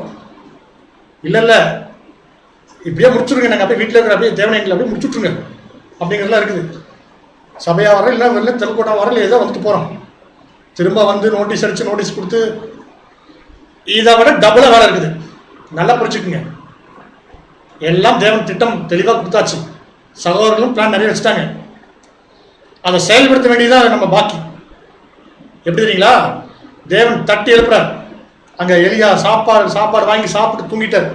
நான் இப்போ எலிசா பற்றி பேசுறீங்க, டாக்கிங் அபவுட் ஒன்லி எலியா. எங்க? அங்கே குகையில் சாப்பிட்டு நல்லா தூங்கிட்டார். தூதன் என்ன பண்றாருங்க? தட்டி எலியா வாட் ஐ டூயிங் ஹியர். கரெக்டுங்களா? அது அப்படித்தான் இருக்கு. நீங்க பாத்தீங்கன்னாலே என்ன பண்ணிட்டு இருக்கிற? சாப்பிட்டு நீ தூங்குறக்கா சாப்பாடு இவ்வளவு சாப்பாடு கொடுத்தோம். எந்திரிச்சு அவரு இல்லைங்க கொஞ்சம் நேரம் திரும்பி இப்படி திரும்பி படுகிறார், அப்புறம் இப்படி திரும்பி படுகிறார், அப்புறம் பெட்ஷீட் இழுத்து விடுறாங்க, அப்புறம் பெட்ஷீட் எடுத்து தூக்கி அந்த போன போட்டுறாங்க, ஃபேன் ஆஃப் பண்ணுறாங்க, லைட்டை போட்டுடுறாங்க, விண்டோ ஸ்க்ரீன் ஓப்பன் பண்ணுவேன், எப்படியா இருந்துக்கிட்டு. இதெல்லாம் ஏன் இவங்க சொல்கிறாங்க? இதெல்லாம் எனக்கு நடக்குது. எவ்வளவு பண்ணாலும் அங்கே என்ன எந்திரிக்கல. என்ன பண்ணுறது? அட்டி தூக்கி கொண்டாந்து இவங்களை என்ன பண்ணோம்னா அப்படியே பிடிச்சி கொண்டாந்து இங்கே தான் நிறுத்துறாரு. ஓரே பழையில நின்று பாருங்கிறார் என்ன நடக்குதுன்னு. 4 காட்சியில் காட்டுறாரு. அதை பார்த்துட்டு இவ்வளவு விஷயம் இருக்கு, இதெல்லாம் யார் செய்வா? எவ்வளவு வேலை கிடக்கு. இப்படி சொல்றது என்ன பண்ணுறது? அவ்வளோதான். இது தியரி கிளாஸ் போயிட்டு இருக்குது, பின்னாடி ப்ராக்டிக்கல் வரணும், வேலை நிறைய இருக்குது. இதை நம்ம புரிஞ்சுக்கணும். சரிங்களா? அதுக்கு நம்ம இப்போ கற்றுக்கிட்டு இருக்கோம். கற்றுக்கொண்ட விஷயத்தை எல்லாத்தையும் பின்னாடி நம்ம செயல்பாட்டில் கொண்டு வரணும். சரிங்களா? அடுத்தது இந்த கொஞ்சம் மாவு அதிகமாக இருக்கிறது தான் பார்க்குறோம். நாம் பெற்றுக்கொண்ட சத்தியத்தை அது கொஞ்சம் தான் தேவனுடைய பார்வையில். தேவனுடைய தெய்வீக திட்டம் அது அளவில்லாதது. நாம் அதில் கொஞ்சம் தான் கடலளவில் கையளவு எடுத்துக்கிறோம். அந்த கையளவை வச்சு 5000 பேர்த்துக்கும் 10,000 பேர்த்துக்கும் நீங்கள் கொடுங்க. நீங்கள் தான் எலிசா, நீங்கள் தான் ஆண்டவர் இயேசு கிறிஸ்து. கூட சீசர் வச்சுக்கோங்க, கொடுங்க. தேவனுடைய நாமத்துக்கு மகிமையாக எல்லாத்தையும் செய்யணும். அதான் செய்யறோம், செய்ய போகிறோம். அடுத்தது இந்த குருடருக்கு பார்வை அளித்தல். இது அப்படித்தான். எப்படிங்க? எத்தனையோ பேர் குஷ்டரோகம் விசாரிச்சிங்களா? குஷ்டரோகம் அப்படிங்கிறது வந்து பார்க்கும்போது அது ஒரு பாவத்துக்கு அடையாளமான ஒரு வியாதியாக நம்ம பார்க்கணும். பாவத்தில் இருக்கிறாங்க, தேவன் அருவருக்கக்கூடிய பாவங்களை செஞ்சவங்க தான் நம்ம குஷ்டரோகத்துக்கு நம்ம அடையாளம் பார்க்கணும். அந்த குஷ்டரோகம் பார்க்கும் பொழுது அது வெளிப்புறமாக எப்படி இருக்கு அப்படின்னு சொன்னால் ரொம்ப அருவருப்புக்கு. அது நம்ம எப்படி பார்க்குறோம் அப்படின்னா, இங்கே குஷ்டரோகத்தை எப்படி பார்க்கலாம் அப்படின்னா, பாவி நம்மளை போலவே பிரதான பாவிகள் நிறைய இருக்கிறாங்க. அவங்கள பாவத்தில் இருந்து விட்டுலாமா? குஷ்டரோகத்தில் இருந்து விட்டுலாமா? இல்லை, குணமாக்கணும் இல்லையா? அந்த குணமாக்குற பொறுப்பு யாருக்கு இருக்குன்னா நமக்கு. அப்போ நம்ம குஷ்டரோகத்தை குணமாக்கணும். நாம தான் எலிசா, நாம தான் நம்ம ஆண்டவர் இயேசு கிறிஸ்து. கிறிஸ்து நமக்குள்ள கிறிஸ்துவை பின்பற்றுங்கிறது இதுதான் நமக்கு வரும். அடுத்தது குருடர்களுக்கு பார்வையை அளித்த விஷயம் ஐ ஓப்பன். அவங்க ஒன்றுமே பண்ணல, ஐ ஓப்பன் பண்ணிவிடுறாங்க. எப்படி பண்ணிவிடுறாங்க? ஒரு ப்ரேயர் பண்ணுறாங்க, ஐ ஓப்பன் பண்ணுறாங்க. இங்கே இப்பிரபஞ்சத்தின் தேவனானவன் நிறைய பேர்த்த இங்கே குருடாக்கியிருக்காங்களா? சரி, இப்போ அவங்கள குருடாவே இருக்கலாமா? சரி, அவங்கள குணமாக்குறது யாருடைய பொறுப்பு? நமக்கு தான். நீங்கள் ஒரு விஷயம் நல்லா புரிஞ்சுக்கோங்க. ஒரு குருடரை பார்க்குறீங்க, ஒரு குஷ்டரோகி பார்க்குறீங்க அப்படின்னா நீங்கள் அந்த இடத்துல எலிசாவை மாறணும், இயேசு கிறிஸ்துவ மாறணும். இயேசு கிறிஸ்துவ மாறிட்டோம். எப்போயும் இயேசு கிறிஸ்துவ தான் இருக்கிறோம். அங்கே நம்ம குருடரை பார்த்துட்டு நம்ம எதுவுமே பண்ணாமல் போயிட்டோம் அப்படின்னா நம்ம வந்து அங்கே எதுவுமே செய்யலை. தேவனுக்கு நம்ம பதில் சொல்லணும். நான் இங்கே சொல்ல குருடர் யாருன்னு உங்களுக்கு புரியும் நினைக்கிறேன். ஒரு கிறிஸ்தவரை நீங்கள் பார்த்துட்டீங்க, அவங்களிடத்துல நீங்கள் ஒரு வாரத்தோடு பேசாமல் போயிட்டீங்க அப்படின்னா நீங்கள் வேதமானவராக இருந்து நீங்கள் ஞானஸ்தானம் பெற்றுக்கொண்டதுக்கு அர்த்தமே அல்ல. நீங்கள் அங்கே என்ன பண்ணால் கண் ஓப்பன் மட்டும் பண்ணிவிட்டீங்க, ஐ ஓப்பனிங். எப்படி பண்ணணும்னு அநேக சகோதரருக்கு இது பயிற்சி பெற்றுக்கிறீங்க. ஒரு சில சகோதரருக்கு தெரியல அப்படின்னா கூட நீங்கள் கற்றுக்கொள்ளலாம். அதுக்கு அநேக சகோதரர்கள் உங்களுக்கு இந்த மாதிரியான ஹெல்ப் பண்ணுறதுக்கு நிறைய பேர் இருக்காங்க. கட்டாயமாக செய்வாங்க. தேவன் உங்களுக்கு அந்த நேரத்தில் வழிநடத்துவார். அங்கே பார்வை கொடுக்கறக்கூடிய விஷயத்தை நம்ம செய்யணும். ஒரு சில சத்திய வசனங்கள் இருக்கு. எப்படி நீங்க செய்யறது? நாம கூட இருக்கும்போது நமக்கு எப்படி பார்வை கொடுத்தாங்களோ, கிறிஸ்து மாதிரி வந்து ஒரு சவரம் பண்ணாரு இல்லைங்களா? அதே தான் நாம செய்யணும். அந்த ஆவிதாங்க நமக்கு ஞானஸ்தானத்தில் கிடைக்குது. இது நீங்க கட்டாயம் செய்யலாம். அந்த பார்வை கிடைக்கக்கூடிய விஷயத்தை நீங்க செய்யணும். அடுத்தது சிறு பிள்ளையை உயிரோட எழுப்புறது. இதுவும் அது சம்பந்தப்பட்ட ஒரு விஷயம் தான். சிறு பிள்ளை, சிறு மந்தை, சபை வாய்ப்புக்கு வர்றவங்க. அன்புக்குரிய சகோதரர்களே, இந்த உயிர்த்தெழுதல் மருத்துவர்களை உயிர்த்தெழுதல் நேரடி அர்த்தம் கொள்ளாது. மாறா இதில் ஒரு ஞான அர்த்தம் இருக்கு, ஆவிக்குரிய அர்த்தம் இருக்கு. எப்படி இருக்கு கவனிச்சு பாருங்க. மறிச்சு போய் இருக்கிறவங்களை உயிரோட கொண்டு வரணும். மறிக்கிறதும் உயிரோட எழுப்புறதும் ஒரு இடத்துல நடக்குது. எங்க? ஞானஸ்தானத்துல. அப்ப ஞானஸ்தானம் கொடுன்னு சொல்றாங்களா? இல்ல. நம்ம மூலமா தேவன் நம்மை பயன்படுத்தி நாம பிரயாசப்பட்டு ஒருத்தரையா சத்தியத்தில் கொண்டு வரணுங்கிறது இங்க மேட்டர். ஒரு உயிர்த்தெழுதலாவது நம்ம மூலமா நடக்கும். புரியுதுங்களா? இதை நீங்க டார்கெட்டா நீங்க வைங்க. நான் ஒரு சிறு பிள்ளைய நான் உயிரோடு இருப்பேன். புரிஞ்சுங்களா? ஓகே. அடுத்தது ரெண்டாவது, மரணத்துக்கு பின்னாடி, எலிசாவுடைய மரணத்துக்கு பின்னாடி அங்கே ஒரு நடக்குது, ஒரு அற்புதம் நடக்குது. எலும்பு பட்டு ஜீவன் பெற்றிருக்காங்க. இயேசு கிறிஸ்து மறிச்சதே எல்லாத்துக்கும் ஜீவன் தான். சரி, இப்போ நாம் இந்த இடத்துல இது எப்படி நமக்கு அப்ளை பண்ணுறோம்? ரொம்ப எளிமையாகவே புரிஞ்சுக்கலாம். இதுக்கு முன்னாடி பார்த்த பாயிண்ட் போல இதுவும் எளிமையாக புரிஞ்சுக்கலாம். எப்படின்னு கேட்டிங்கன்னா, நம்முடைய மரணம் பின்னாடி வரக்கூடிய உலக ஜனங்களுக்கு ஜீவன் தரக்கூடிய மரணமாக நம்முடைய மரணம் இருக்கு. ஆட்டுக்குட்டியுடைய பலி மாத்திரம், காளையுடைய பலி மாத்திரம் ரெண்டுமே ஒரு தனித்தனியாக இருந்தால் அது பூர்ணம் அடையிறதுல நம்ம பார்க்குறோம். கரெக்டுங்களா? ரெண்டுமே இருக்கணும். இயேசு கிறிஸ்துடைய பலி முடிஞ்சிருச்சு. சபையுடைய பலி வேணும் இல்லைங்களா? 2 பலி. அப்ப நம்மளுடைய மரணமும் அதுல சேரும் பொழுது நம்முடைய மரணத்துக்கு பின்னாடி அவங்களுக்கு என்ன கிடைக்குதுன்னா ஜீவன் கிடைக்குது, அவங்களுக்கு ஒரு உயிர்த்தெழுதல் கிடைக்குது. மரணத்துக்கு பின்னாடி கிடைக்கக்கூடிய உயிர்த்தெழுதல் அதிக கவனம் செலுத்தலாம். அதைத்தான் நம்ம இங்க இந்த பாயிண்ட்ல நம்ம பார்க்கணும். சரிங்களா? அடுத்தது கேயாசி யூதாஸ். நமக்கு கேயாசி யூதாஸ் தேவன் கொடுத்துருக்காருங்களா? பழைய மனுஷன். சரி, ஓகே, இது நல்ல பழைய மனுஷன். நான் யோசிக்கல, சாரி, தேவன் வெளிப்படுத்தல பழைய மனுஷங்கிற விஷயத்தை. நான் எப்படி நான் பார்க்குறேன்னா, நான் ஒரு விஷயத்தை மாற்ற சொல்றேன். நேரடியாக தான் நமக்கும் அநேக கேயாசிகளையும் யூதாஸ்களையும் தேவன் அனுமதிச்சிருக்கிறாங்க. கேயாசி இருந்தா தான் அங்க எலிசா, கேயாசி கூட இருக்கணும். யூதாஸ் இருந்தா தான் ஆண்டவர் இயேசு கிறிஸ்துக்கு அங்க அவருடைய. சரி, இப்ப நம்ம கேயாசியும் யூதாஸும் கண்டா உடனே என்ன பண்ணிடுவோம்னா, என்ன பண்ணிடுவோம், இவர் கேயாசி அப்படி தெரிஞ்சிச்சுன்னா கூட வச்சுக்க மாட்டோம். யூதாஸ் அப்படி தெரிஞ்சிச்சுன்னா என்ன பண்ண மாட்டோம், கூட வச்சுக்க மாட்டோம். அப்புறம் எங்களுக்கு கால் கழுவி விடுறது. சரி, ஏன் அவங்க வேணுமா? அவங்க இல்லாம நாம இல்லை. எப்படி? தேவனுடைய தெய்வீக திட்டத்தை தேவன் நம்ம மூலம் நடப்பிக்கிறதுக்கு நம்மை சுற்றி அநேக கேயாசிகளையும் யூதாசுகளையும் தேவன் வச்சுக்கிறாங்க. நாம தான் அவங்களை தடை செய்யறோம். நான் 2 நாளுக்கு முன்னாடி கூட இந்த ஒரு விஷயத்தை நம்ம தியானிக்கும் பொழுது ஒரு சில விஷயங்கள் மனசு அப்படியே வந்து, கேயாசி யூதாஸ் மாதிரியான அநேக சகோதர சகோதரிகளை தேவன் நமக்குள்ள அனுமதிச்சிருக்கிறாங்க. இந்த சபை ஐக்கியத்துக்குள்ள இருப்பாங்க. எப்படி புரியலைங்களா உங்களுக்கு? நான் வந்து நித்தின் பிரதருக்கு கேயாசியா இருப்பேன், நான் யூதாஸ் காரியத்தோடு இருப்பேன். அவர் எனக்கு இருக்கலாம், நாங்க 2 பேரும் ஜேம்ஸ் பிரதருக்கு இருக்கலாம், ஜேம்ஸ் பிரதர் இன்னொருத்தருக்கு இருக்கலாம், எங்களுக்கு இருக்கலாம். அப்போ என்னன்னா இது அப்போ இப்போ யாரை பார்த்தாலும் யூதாஸை பார்த்துக்கூடாது. யாருக்கு வேணா இருப்பாங்க. தேவனுடைய திட்டம் நிறைவேற்றணும் அப்படிங்கும்போது தேவன் அப்படி அங்கே ஆக்டிவேட் பண்ணுவாங்க. கேயாசி முதல்ல அந்த மாதிரி மோசமான குணம் செஞ்சாங்களா, அது அவருக்குள்ள இருந்துச்சு.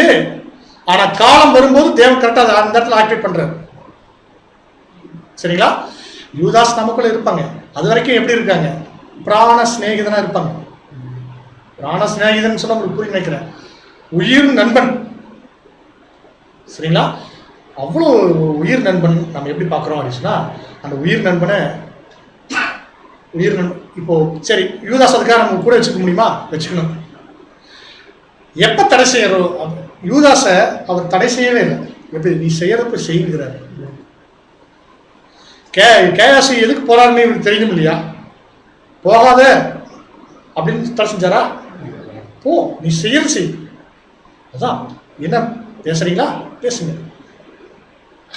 இந்த சத்தியத்தின் வாயிலா அநேக விஷயங்கள் நம்ம புரிஞ்சு கொள்ள வேண்டிய விஷயம் என்னன்னா, முதல்ல நான் புரிஞ்சுக்கிட்ட விஷயம் என்னன்னா, எனக்கு ஒரு சகோதரர் சொன்னாங்க, பிரதர் அவர் என்ன எப்படி இருக்காரு என்ன அப்படின்னு. நம்ம ஒரு சில சூழ்நிலை நம்ம வந்து கஷ்டப்படும் போது, பிரதர் அவங்க அப்படித்தான் இருப்பாங்க, இதைதான் நம்ம ஏற்றுக்கணும், இதுதான் ஊழியமே அப்படின்லாம் சொல்லும்போது அநேக மூத்த சகோதரர் நம்மளை வந்து அது தயார்படுத்துறாங்க. ரொம்ப கொஞ்சம் மனசு சோர்வுபடும் போது கூட நம்ம அதை ரெடியாகி வரணும். இப்போ இங்கே என்ன அப்படின்னா, தேவன் அனுமதிச்சிருக்கிறாங்க, வைக்கிறோம்.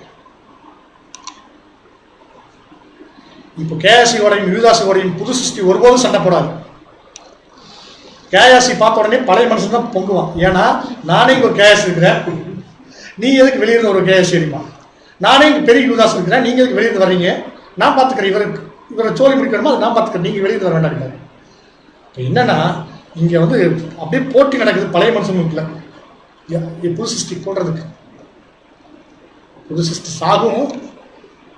சாகும். அது சாகறதுக்காகவே வளர்க்கப்படுற ஒரு ஆடு, அடிக்கிறதுக்காகவே வளர்க்கப்படக்கூடிய ஒரு ஆடு.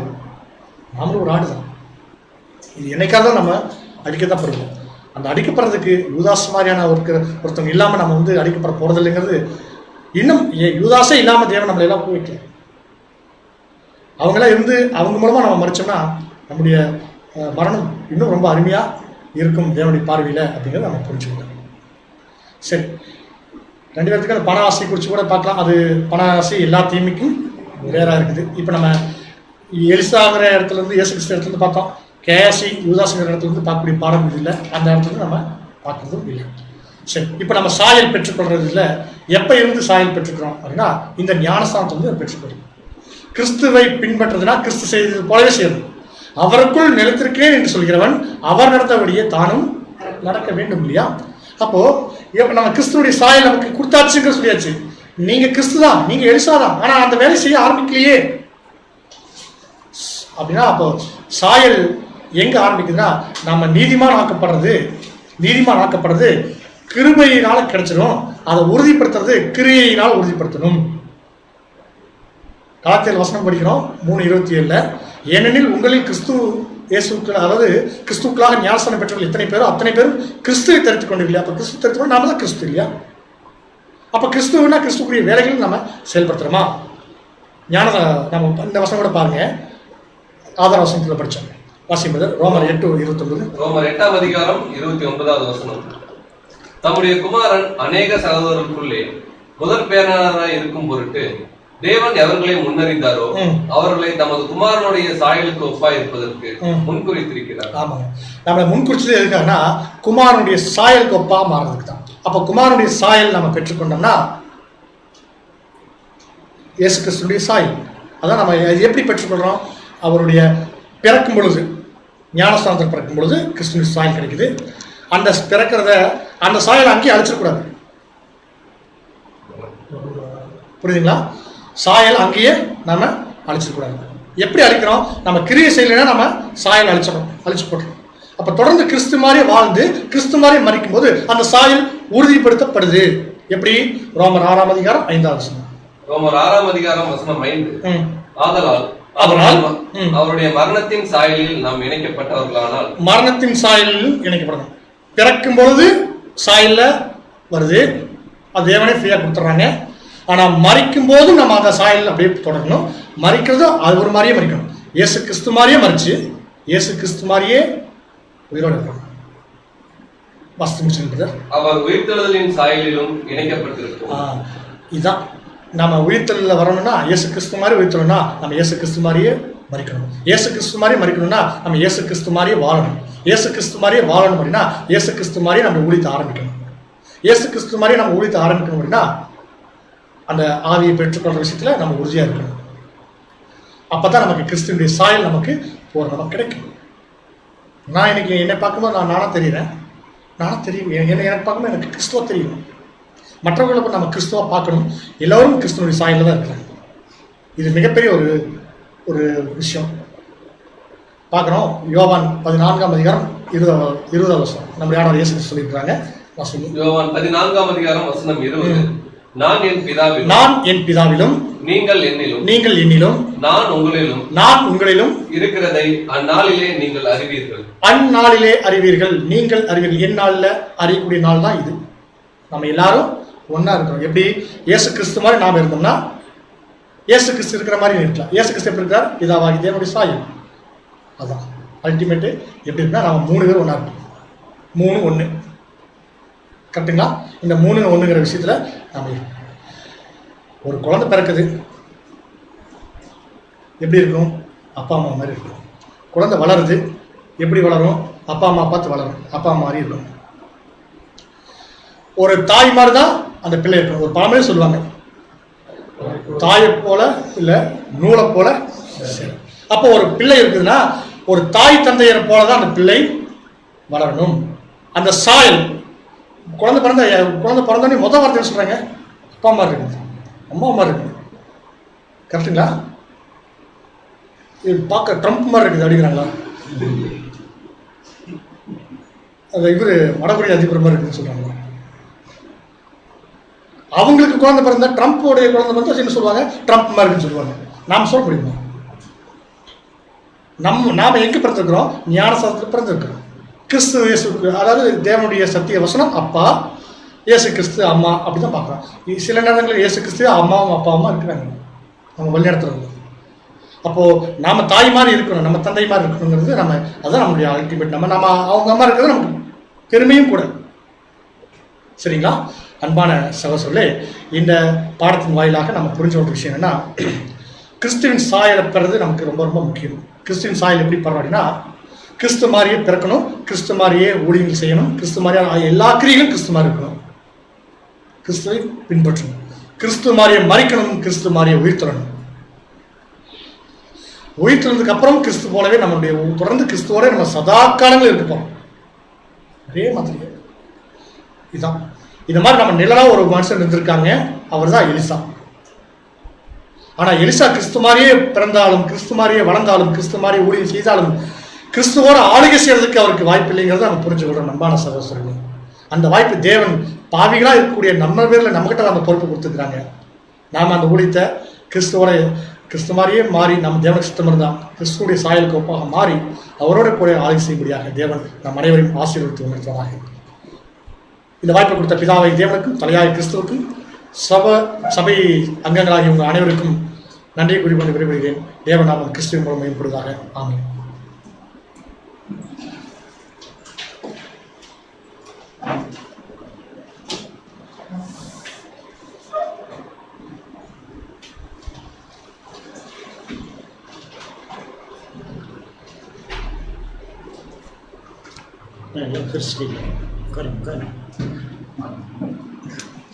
பாட்டு நடிச்சிட்டல திருஷ்டியில் உட்கார் இன்னும் நிறைய இருக்குது, இதில் பேச வேண்டியதெல்லாம் இருக்குங்க.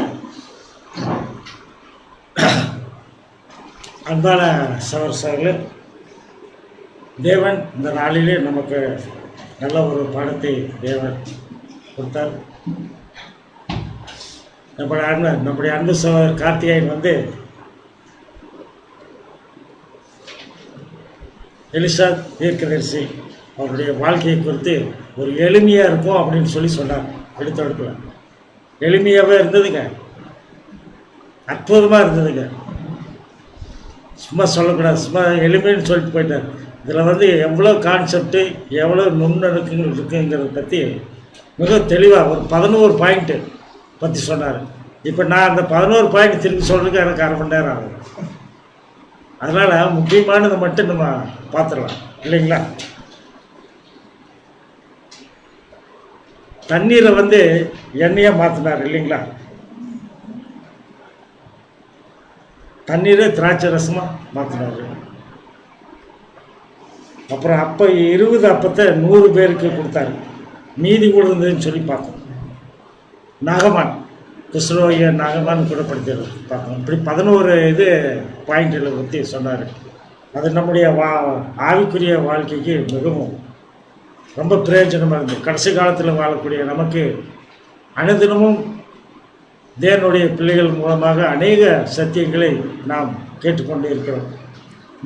உண்மையாகவே தேவனுக்கு நாம் கோடான கோடி நன்றி தெரிவித்துக் கொள்வோம்.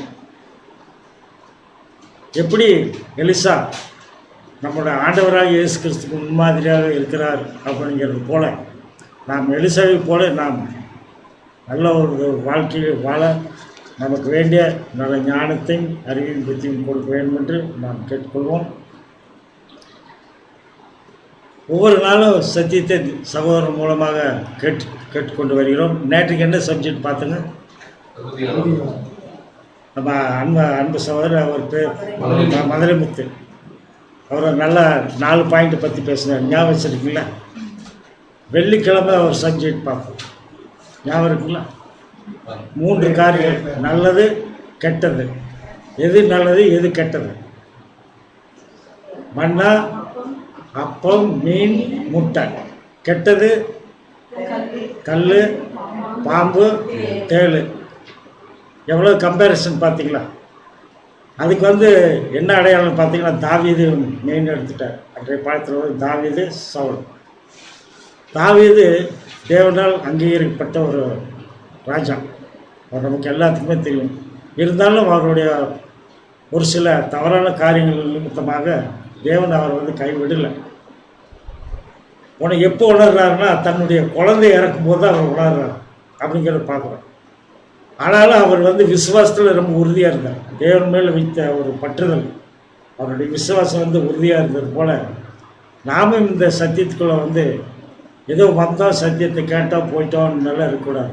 மரணம் வரைந்தும் சத்திய வசனத்துக்கு கீழ்ப்படிந்து நாம் வைராக்கியத்தோடு நடக்கும்போது உண்மையாகவே தேவன் நம்மோடு இருக்கிறார் என்பதை இந்த நாளிலே எந்த விதமான சந்தேகம் இல்லை.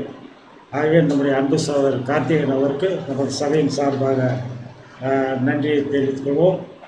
இன்றைய நாளிலே தேவ செய்தியை கொடுத்த நம்முடைய பரம்பிதாவாகிய தேவனுக்கும் ஆண்டவராகிய இயேசு கிறிஸ்துக்கும் கோடான கோடி நன்றி துதி ஸ்தோத்திரத்தை ஏறெடுத்துக்கொண்டு இந்த ஆராதனைக்கு முடிவாக பாடல் எண் 92 என்ற பாடலை நாம் அனைவரும் இணைந்து பாடுவோம். பாடல் எண் 92.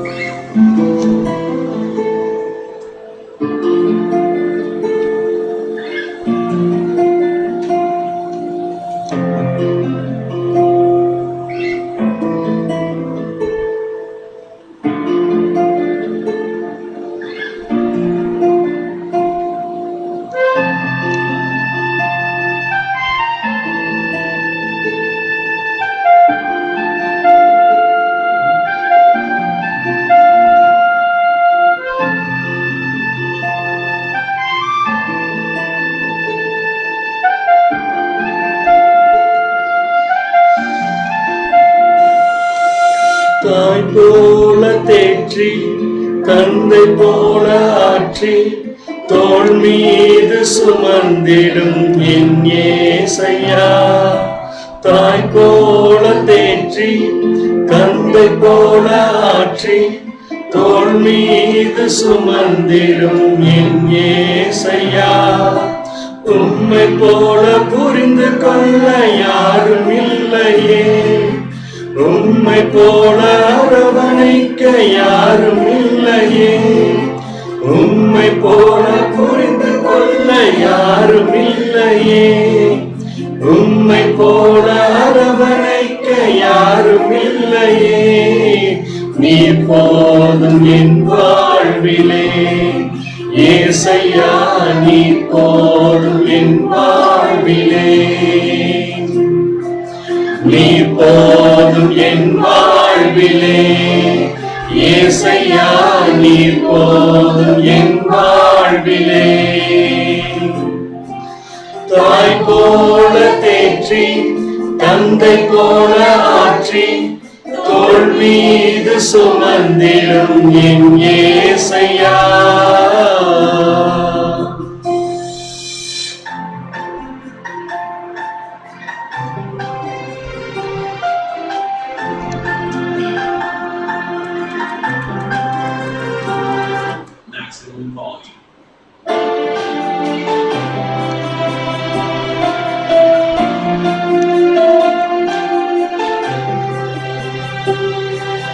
மழை போல துன்பம் என்னை சூழும் போது அதை பனி போல உருகிட செய்பவரே. மழை போல துன்பம் என்னை சூழும் போது அதை பனி போல உருகிட செய்பவரே. கண்மணி போல என்னை காப்பவரே, உள்ளங்கையில் பொறித்தென்னை நினைப்பவரே. கண்மணி போல் என்னை காப்பவரே, உள்ளங்கையில் பொறித்தென்னை நினைப்பவரே. நீர் போதும் என் வாழ்விலே ஏசையா, நீர் போதும் என் வாழ்விலே. நீர் போதும் என் வாழ்விலே ஏசையா, நீர் போதும் என் வாழ்விலே. தாய் போல தேற்றி தந்தை போல ஆற்றி தோள் மீது சுமந்திடும் என் ஏசையா.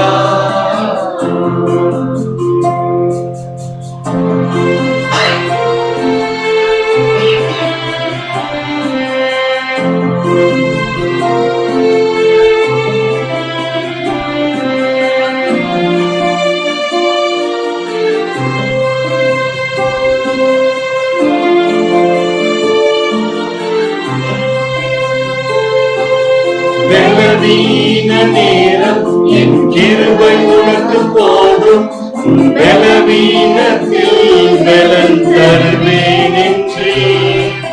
பலவீன நேரம் என் கிருபை உனக்கு போதும், பலவீனத்தில் பலன் தருவேன் என்றே. நிழல் போல என் வாழ்வில் வருபவரே, விலகாமல் துணை நின்று காப்பவரே.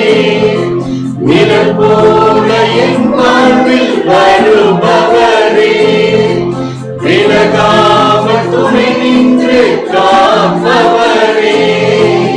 நீர் போதும் என் வாழ்விலே ஏசையா, நீர் போதும் என் வாழ்விலே. நீர் போதும் என் வாழ்விலே ஏசையா, நீர் போதும் என் வாழ்விலே. தாய் போல தேற்றி, தந்தை போல ஆற்றி, தோள் மீது சுமந்திடும் என் ஏசையா.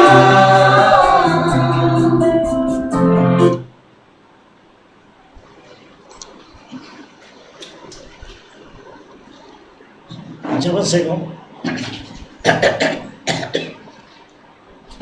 பரலோகத்திலே வீற்றிருந்து பூமியின் மனுமக்களை கண்ணோக்கி பார்க்கின்ற எங்கள் ஒன்றன்மை தகப்பனே, தேவரில் உம்முடைய அளவற்ற கிருபியினாலும் இரக்கத்தினாலும் தேவரில் இம்மட்டுமாக எங்களை சுகத்தோடு பலத்தோடு ஜீவனோடு காப்பாற்றி வந்ததற்காகவும் கடந்த நாட்கள் முழுவதும் செய்து வந்த எல்லா நன்மைகளுக்காகவும் இந்த வேலையில் ஜெயிக்கிறோம். முதலாவது உங்களுக்கும் நேசகுமாரனுக்கும் நாங்கள் பயப்படக்கூடிய பயத்தில் எங்களுடைய ஜீவியம் அமைந்திருக்கும் போது மெய்யாகவே கிருபையை எங்களோடு எங்களை சகல சத்தியத்திலும் நீதிகளும் எங்களை வழிநடத்தணும். வேதத்தில் உள்ள மறைவான மன்னாவை காணும்படியாக எங்கள் கண்களை கொடுத்து நாங்கள் எப்பொழுதும் வெளிச்சத்தின் பிள்ளைகளால் ஜீவிக்க எங்களுக்கு வேண்டிய நல்ல ஞானம், அறிவை, புத்தி, பஸ்தாவி அளவில்லாமல் கொடுத்து வருகிறதற்காகவும் இந்த உலக தோற்றத்துக்கு முன்பாகவே எங்களை முன்குறித்து அழைக்கப்பட்டு தெரிந்து கொள்ளப்பட்டு எங்களுடைய பாவங்களை எல்லாம் மன்னித்து நீதிமானாக்கி மகிமைப்படுத்தி நித்திய ஜீவனுக்குள் அழைத்திருக்கிறேன். அந்த அழைப்பையும் தெரிந்து கொள்வதும் நாங்கள் விட்டுவிடாதபடி மரணம் எங்களை பிரிக்க மட்டும் அந்த விசுவாசத்தில் ஓடி வெற்றி சேர்க்க எங்களுக்கு வேண்டிய ஒரு ஆவியும் கிருபியும் பரத்திலிருந்து தந்தர வேண்டும் என்று இந்த காலைவேளையிலும் ஒரு பொற்பாதம் அணிந்து கெஞ்சுகிறோம். அப்பா, இது எங்களுடைய காரியமல்ல, உங்களுடைய காரியம் இருந்து எங்களை ஆற்றி தேற்றி வழிநடத்தவும் ஐயாவே இந்த நாளில் உங்களுடைய சமூகம் பிரசன்னம் இருந்த நிமித்தமாக எங்களை முதல் இறுக்கத்தினாலே கிருபியினாலே எங்களை வழிநடத்தி வருகிறேன் என்பதை நம்பிக்கையோடு விசுவாசத்தோடு உங்களிடத்திலே இருக்கிறோம். அப்பா, நாங்கள் எப்பொழுதும் உமக்கும் உடைய நேசகுமாரனுக்கும் உண்மையுள்ள பிள்ளைகளாக ஜீவிக்க உமக்கு பயப்படக்கூடியவர்களாகவும் உணர்வு உள்ளவர்களாகவும் தெளிந்த புத்தி உள்ளவர்களாகவும் இருக்க எங்களுக்கு வேண்டிய கிருபியின் ஒத்தாசையும் தேவையை தயவாக கொடுத்தாலும் இன்றைய நாளிலே சகோதரன் மூலமாக அநேக சத்தியத்தை கேட்கும்படியாக தேவன் கிருபை செய்திருக்கிறேன். இதன் மூலமாக நாங்கள் உமக்கு அடுத்த காரியத்திலே நாங்கள் தாழ்மையோடும் பொறுமையோடும் நடந்து நம்ம கேட்ட நல்ல கனி கொடுக்கக்கூடிய பிள்ளைகளாக ஜெயிக்க எங்களுக்கு வேண்டிய கிருபையை தேவனை தயவாக கொடுத்தர வேண்டும் என்று இந்த வேலைகளை ஜெயிக்கிறோம். இது இந்த உலகத்திலே நடக்கூடிய காரியங்கள் அனைத்தையும் தேவனை தானே அறிவியல் இந்த கொரோனா என்ற வைரஸ் மூலமாக அநேக பாடுகள் கஷ்டங்கள் இருந்தாலும் நம்முடைய பிள்ளைகளை ஆச்சரியமாக வழிநடத்துகிறேன். எந்த விதமான தொந்தரவு இல்லாதபடி எல்லோரையும் சுகத்தோடு பலத்தோடு ஜீவனோடு காப்பாற்றி வருகிற தயவுக்காக விதமான ஸ்தோத்திரத்தை வேறடிக்கிறோம். நாங்கள் எப்பொழுதும் சகோதரர்களை காண்போம், எப்பொழுது சபை கூடு வருவோம் என்பது தெரியாது. ஆனாலும் தேவனுடைய சித்தம் கிருபை வெகு விரைவிலே நாங்கள் சகோதரரை காண்படியாகவும் சகோதர ஐக்கியத்தில் நாங்கள் பலப்படவும் அதற்கு வேண்டிய ஒத்தாசை பரத்திலிருந்து தயவாக தந்தர வேண்டும் என்று இந்த வேலைகளை ஜெயிக்கிறோம். அப்பா, உடலெல்லாம் இருக்கக்கூடிய ஒவ்வொரு சகோதரர்களுக்காக ஜெயிக்கிறோம். எல்லோருக்கும் வேண்டிய நல்ல பலவீனத்தினுடைய பலத்தையும் சகோதரத்தில் நல்ல சூழ்நிலை கொடுத்து ஒவ்வொருவரையும் ஆசீர்வதித்து அனைவருக்கு பாதுகாத்து அதை சட்டையின் கீழே வழிநடத்தல் வேண்டும் என்று வேலைகளை ஜெயிக்கிறோம். நாங்கள் எங்கே இருந்தாலும் எங்களுடைய அன்பு குறையாதபடி சகோதர அன்பிலே ஐக்கியத்திலே அந்நியத்திலே ஒருமனப்பட்டு ஒரே குடும்பமாக ஒரே விசுவாச குடும்பமாக இருக்க தேவரீர் எங்களை கேள்வி செய்தல் வேண்டுமென்று இந்த வேலைகளை ஜெயிக்கிறோம். இப்படியாக நாங்கள் கேட்கட்டும் சகோதரன் ஆசீர்வாதங்கள் வரத்திலிருந்து தந்தல்ல வேண்டும் என்று இயேசு கிறிஸ்துவின் நாமத்தில் மனத்தாழ்மையுடன் வேண்டுகிறோம் ஜீவனுள்ள நல்ல பிதாவே. ஆமென். நமது ஆண்டவராகிய இயேசு கிறிஸ்துவினுடைய கிருபையும் பிதாவினுடைய அன்பும் நம்மோடும் சர்வ பரிசுத்தவான்களோடும் என்றும் சதாகாலம் இருப்பதாக. ஆமென்.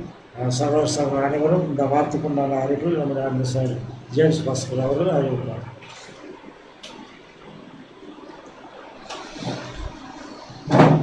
அன்புக்குரிய சகோதர சகோதரிகளே, இந்த வாரத்துக்கு உண்டான அறிவிப்புகள் தினந்தோறும் நம்ம அறிவிப்புகள் கேட்டு வரோம். அதனால் நமக்கு எல்லாருக்குமே தெரிஞ்சிருக்கும். தினந்தோறும் வேத பாடங்கள் வார நாட்கள் முழுவதுமே 7:15 நாம் ஃபேஸ்புக் வாயிலாக ஒவ்வொரு நாளும் பார்த்து வருகிறோம். அதை தொடர்ந்து இந்த வாரம் நாம் பார்க்க இருக்கிறோம் என்பதை தெரிவித்துக் கொள்கிறோம். அடுத்த அறிவிப்புகள் என்ன வருமோ தெரியல நமக்கு. பட் எப்படி இருந்தாலும் சரி, நம்ம இந்த ஒரு முயற்சி சாயந்தரம் நடக்கக்கூடிய மீட்டிங்ஸ் தொடர்ந்து ஒவ்வொரு நாளும் நடைபெறும் என்பது உங்களுக்கு மறு அறிவிப்பு வர வரைக்கும் கண்டிப்பாக நடந்துட்டு தான் இருக்கும். ஞாயிற்றுக்கிழமை ஆராதனையில் பங்கு பெறுறதுக்கு நிறைய பேர் இருக்கும். பட் அதே மாதிரி ஈவினிங் கிளாஸஸில் பார்த்தீங்கன்னா கொஞ்சம் ஸ்ட்ரென்த் குறைவாக இருக்குது பார்க்குறவங்க. பட் நம்ம என்ன எல்லாருக்கும் சொல்கிற ஒரு விஷயம்னா, இன்னைக்கு இந்த காலம் இதோட முடிஞ்சதுக்கு கூட வாய்ப்பு இருக்குது. இப்போ நமக்கு தேவன் கொடுத்து வர இந்த கிருபைகளை நம்ம சரியாக யூஸ் பண்ணிக்கணும் அப்படிங்கிறத நம்ம கேட்கணும். நம்ம எங்கே இருந்தாலும் சரி சத்தியம் நமக்கு சேர்ந்துருது. அப்போ தேவன் தான் கொண்டு நமக்கு சேர்த்துறாரு நமக்கு தெரியுது. அதனால் ஒரு சத்தியத்தை கூட தயவு செஞ்சு யாரும் மிஸ் பண்ண வேண்டாம் அப்படிங்கிறது உங்கள்கிட்ட தாழ்மையாக கருத்தாக வைக்கிறோம். ஒருவேளை அந்த சமயத்தில் கேட்க முடியாது கூட நீங்கள் அப்புறமா என்ன பண்ணுங்கன்னா, தயவு செஞ்சு எல்லா சப்ஜெக்டும் நீங்கள் கேட்டுருங்க. அது எல்லாமே நம்ம ஆவிக்குரிய வாழ்க்கைக்கு பிரயோஜனமாக இருக்கும் அப்படிங்கிறத உங்களுக்கு தெரிவித்துக் கொள்கிறோம். இது முதல் அறிவிப்பு. அடுத்து பார்த்தீங்கன்னா, நெக்ஸ்ட்டு நீ எப்போ நம்ம எக்லேஷியா ஓப்பன் பண்ணி ஒன்றா கூட போகிறோம் அப்படிங்கிறதுக்குரிய எந்த விதமான மூவாந்திரம் நமக்கு இப்போ தெரியல. நமக்கு தெரிஞ்சு கண்டிப்பாக இன்னொரு 1 மாதத்துக்கு இருக்காது அப்படிங்கிற மாதிரி தான் நமக்கு இருக்குது. அதனால் தொடர்ந்து இந்த முறையிலே நம்ம சத்தியத்தை நம்ம கேட்கலாம் அப்படிங்கிறது உங்களுக்கு தெரிவித்துக் கொள்கிறோம். போன வாரம் ஞாயிற்றுக்கிழமை பார்த்தீங்கன்னா நைட்டு எல்டர்ஸ் மீட்டிங் நடைபெற்றது. அதில் சில்ட்ரன்ஸ் கிளாஸ் புக்ஸ் விஷயமா பேசியிருந்தோம். அதில் எந்தெந்த ஊரில் எவ்வளோ பேர் பேர் இருக்காங்க, எவ்வளோ புக்ஸ் வேணும்னு எல்டர்ஸ்ட்டு கேட்டிருந்தோம். அந்த நம்பர்ஸ் நீங்கள் தாம்சன் பேர்ட்ட கொடுக்க சொல்லி கேட்டிருந்தோம். சில பேர் கொடுத்துருக்கீங்க. இன்னும் கொடுக்காம இருக்கிறவங்க உடனே கொடுத்துருங்க. அதுக்குரிய அடுத்த ஸ்டெப் நம்ம எடுக்கணும் அப்படிங்கிறத சபையின் மூப்பர்களுக்கும் பொறுப்பாளர்களுக்கும் அந்த ஒரு விஷயத்தை நாம் தெரிவித்துக் கொள்கிறோம். வேற ஒன்று விசேஷமான அறிவிப்புகள் இல்லை. இன்று இரவு 9:30 முதல் 10:30 வரை Chris program heavenly God ministry குரூப்பில் நடக்கும். சகோதர சகோதரிகள் அனைவரும் கலந்து கொள்ளும்படியாக அன்புடன் கேட்டுக்கொள்கிறோம். இத்துடன் இந்த வாரத்திற்குண்டான அறிவிப்புகள் நிறைவு பெற்றது. தேவன் தாமே நம் அனைவரையும் ஆசீர்வதித்து வழி நடத்துவார்கள்.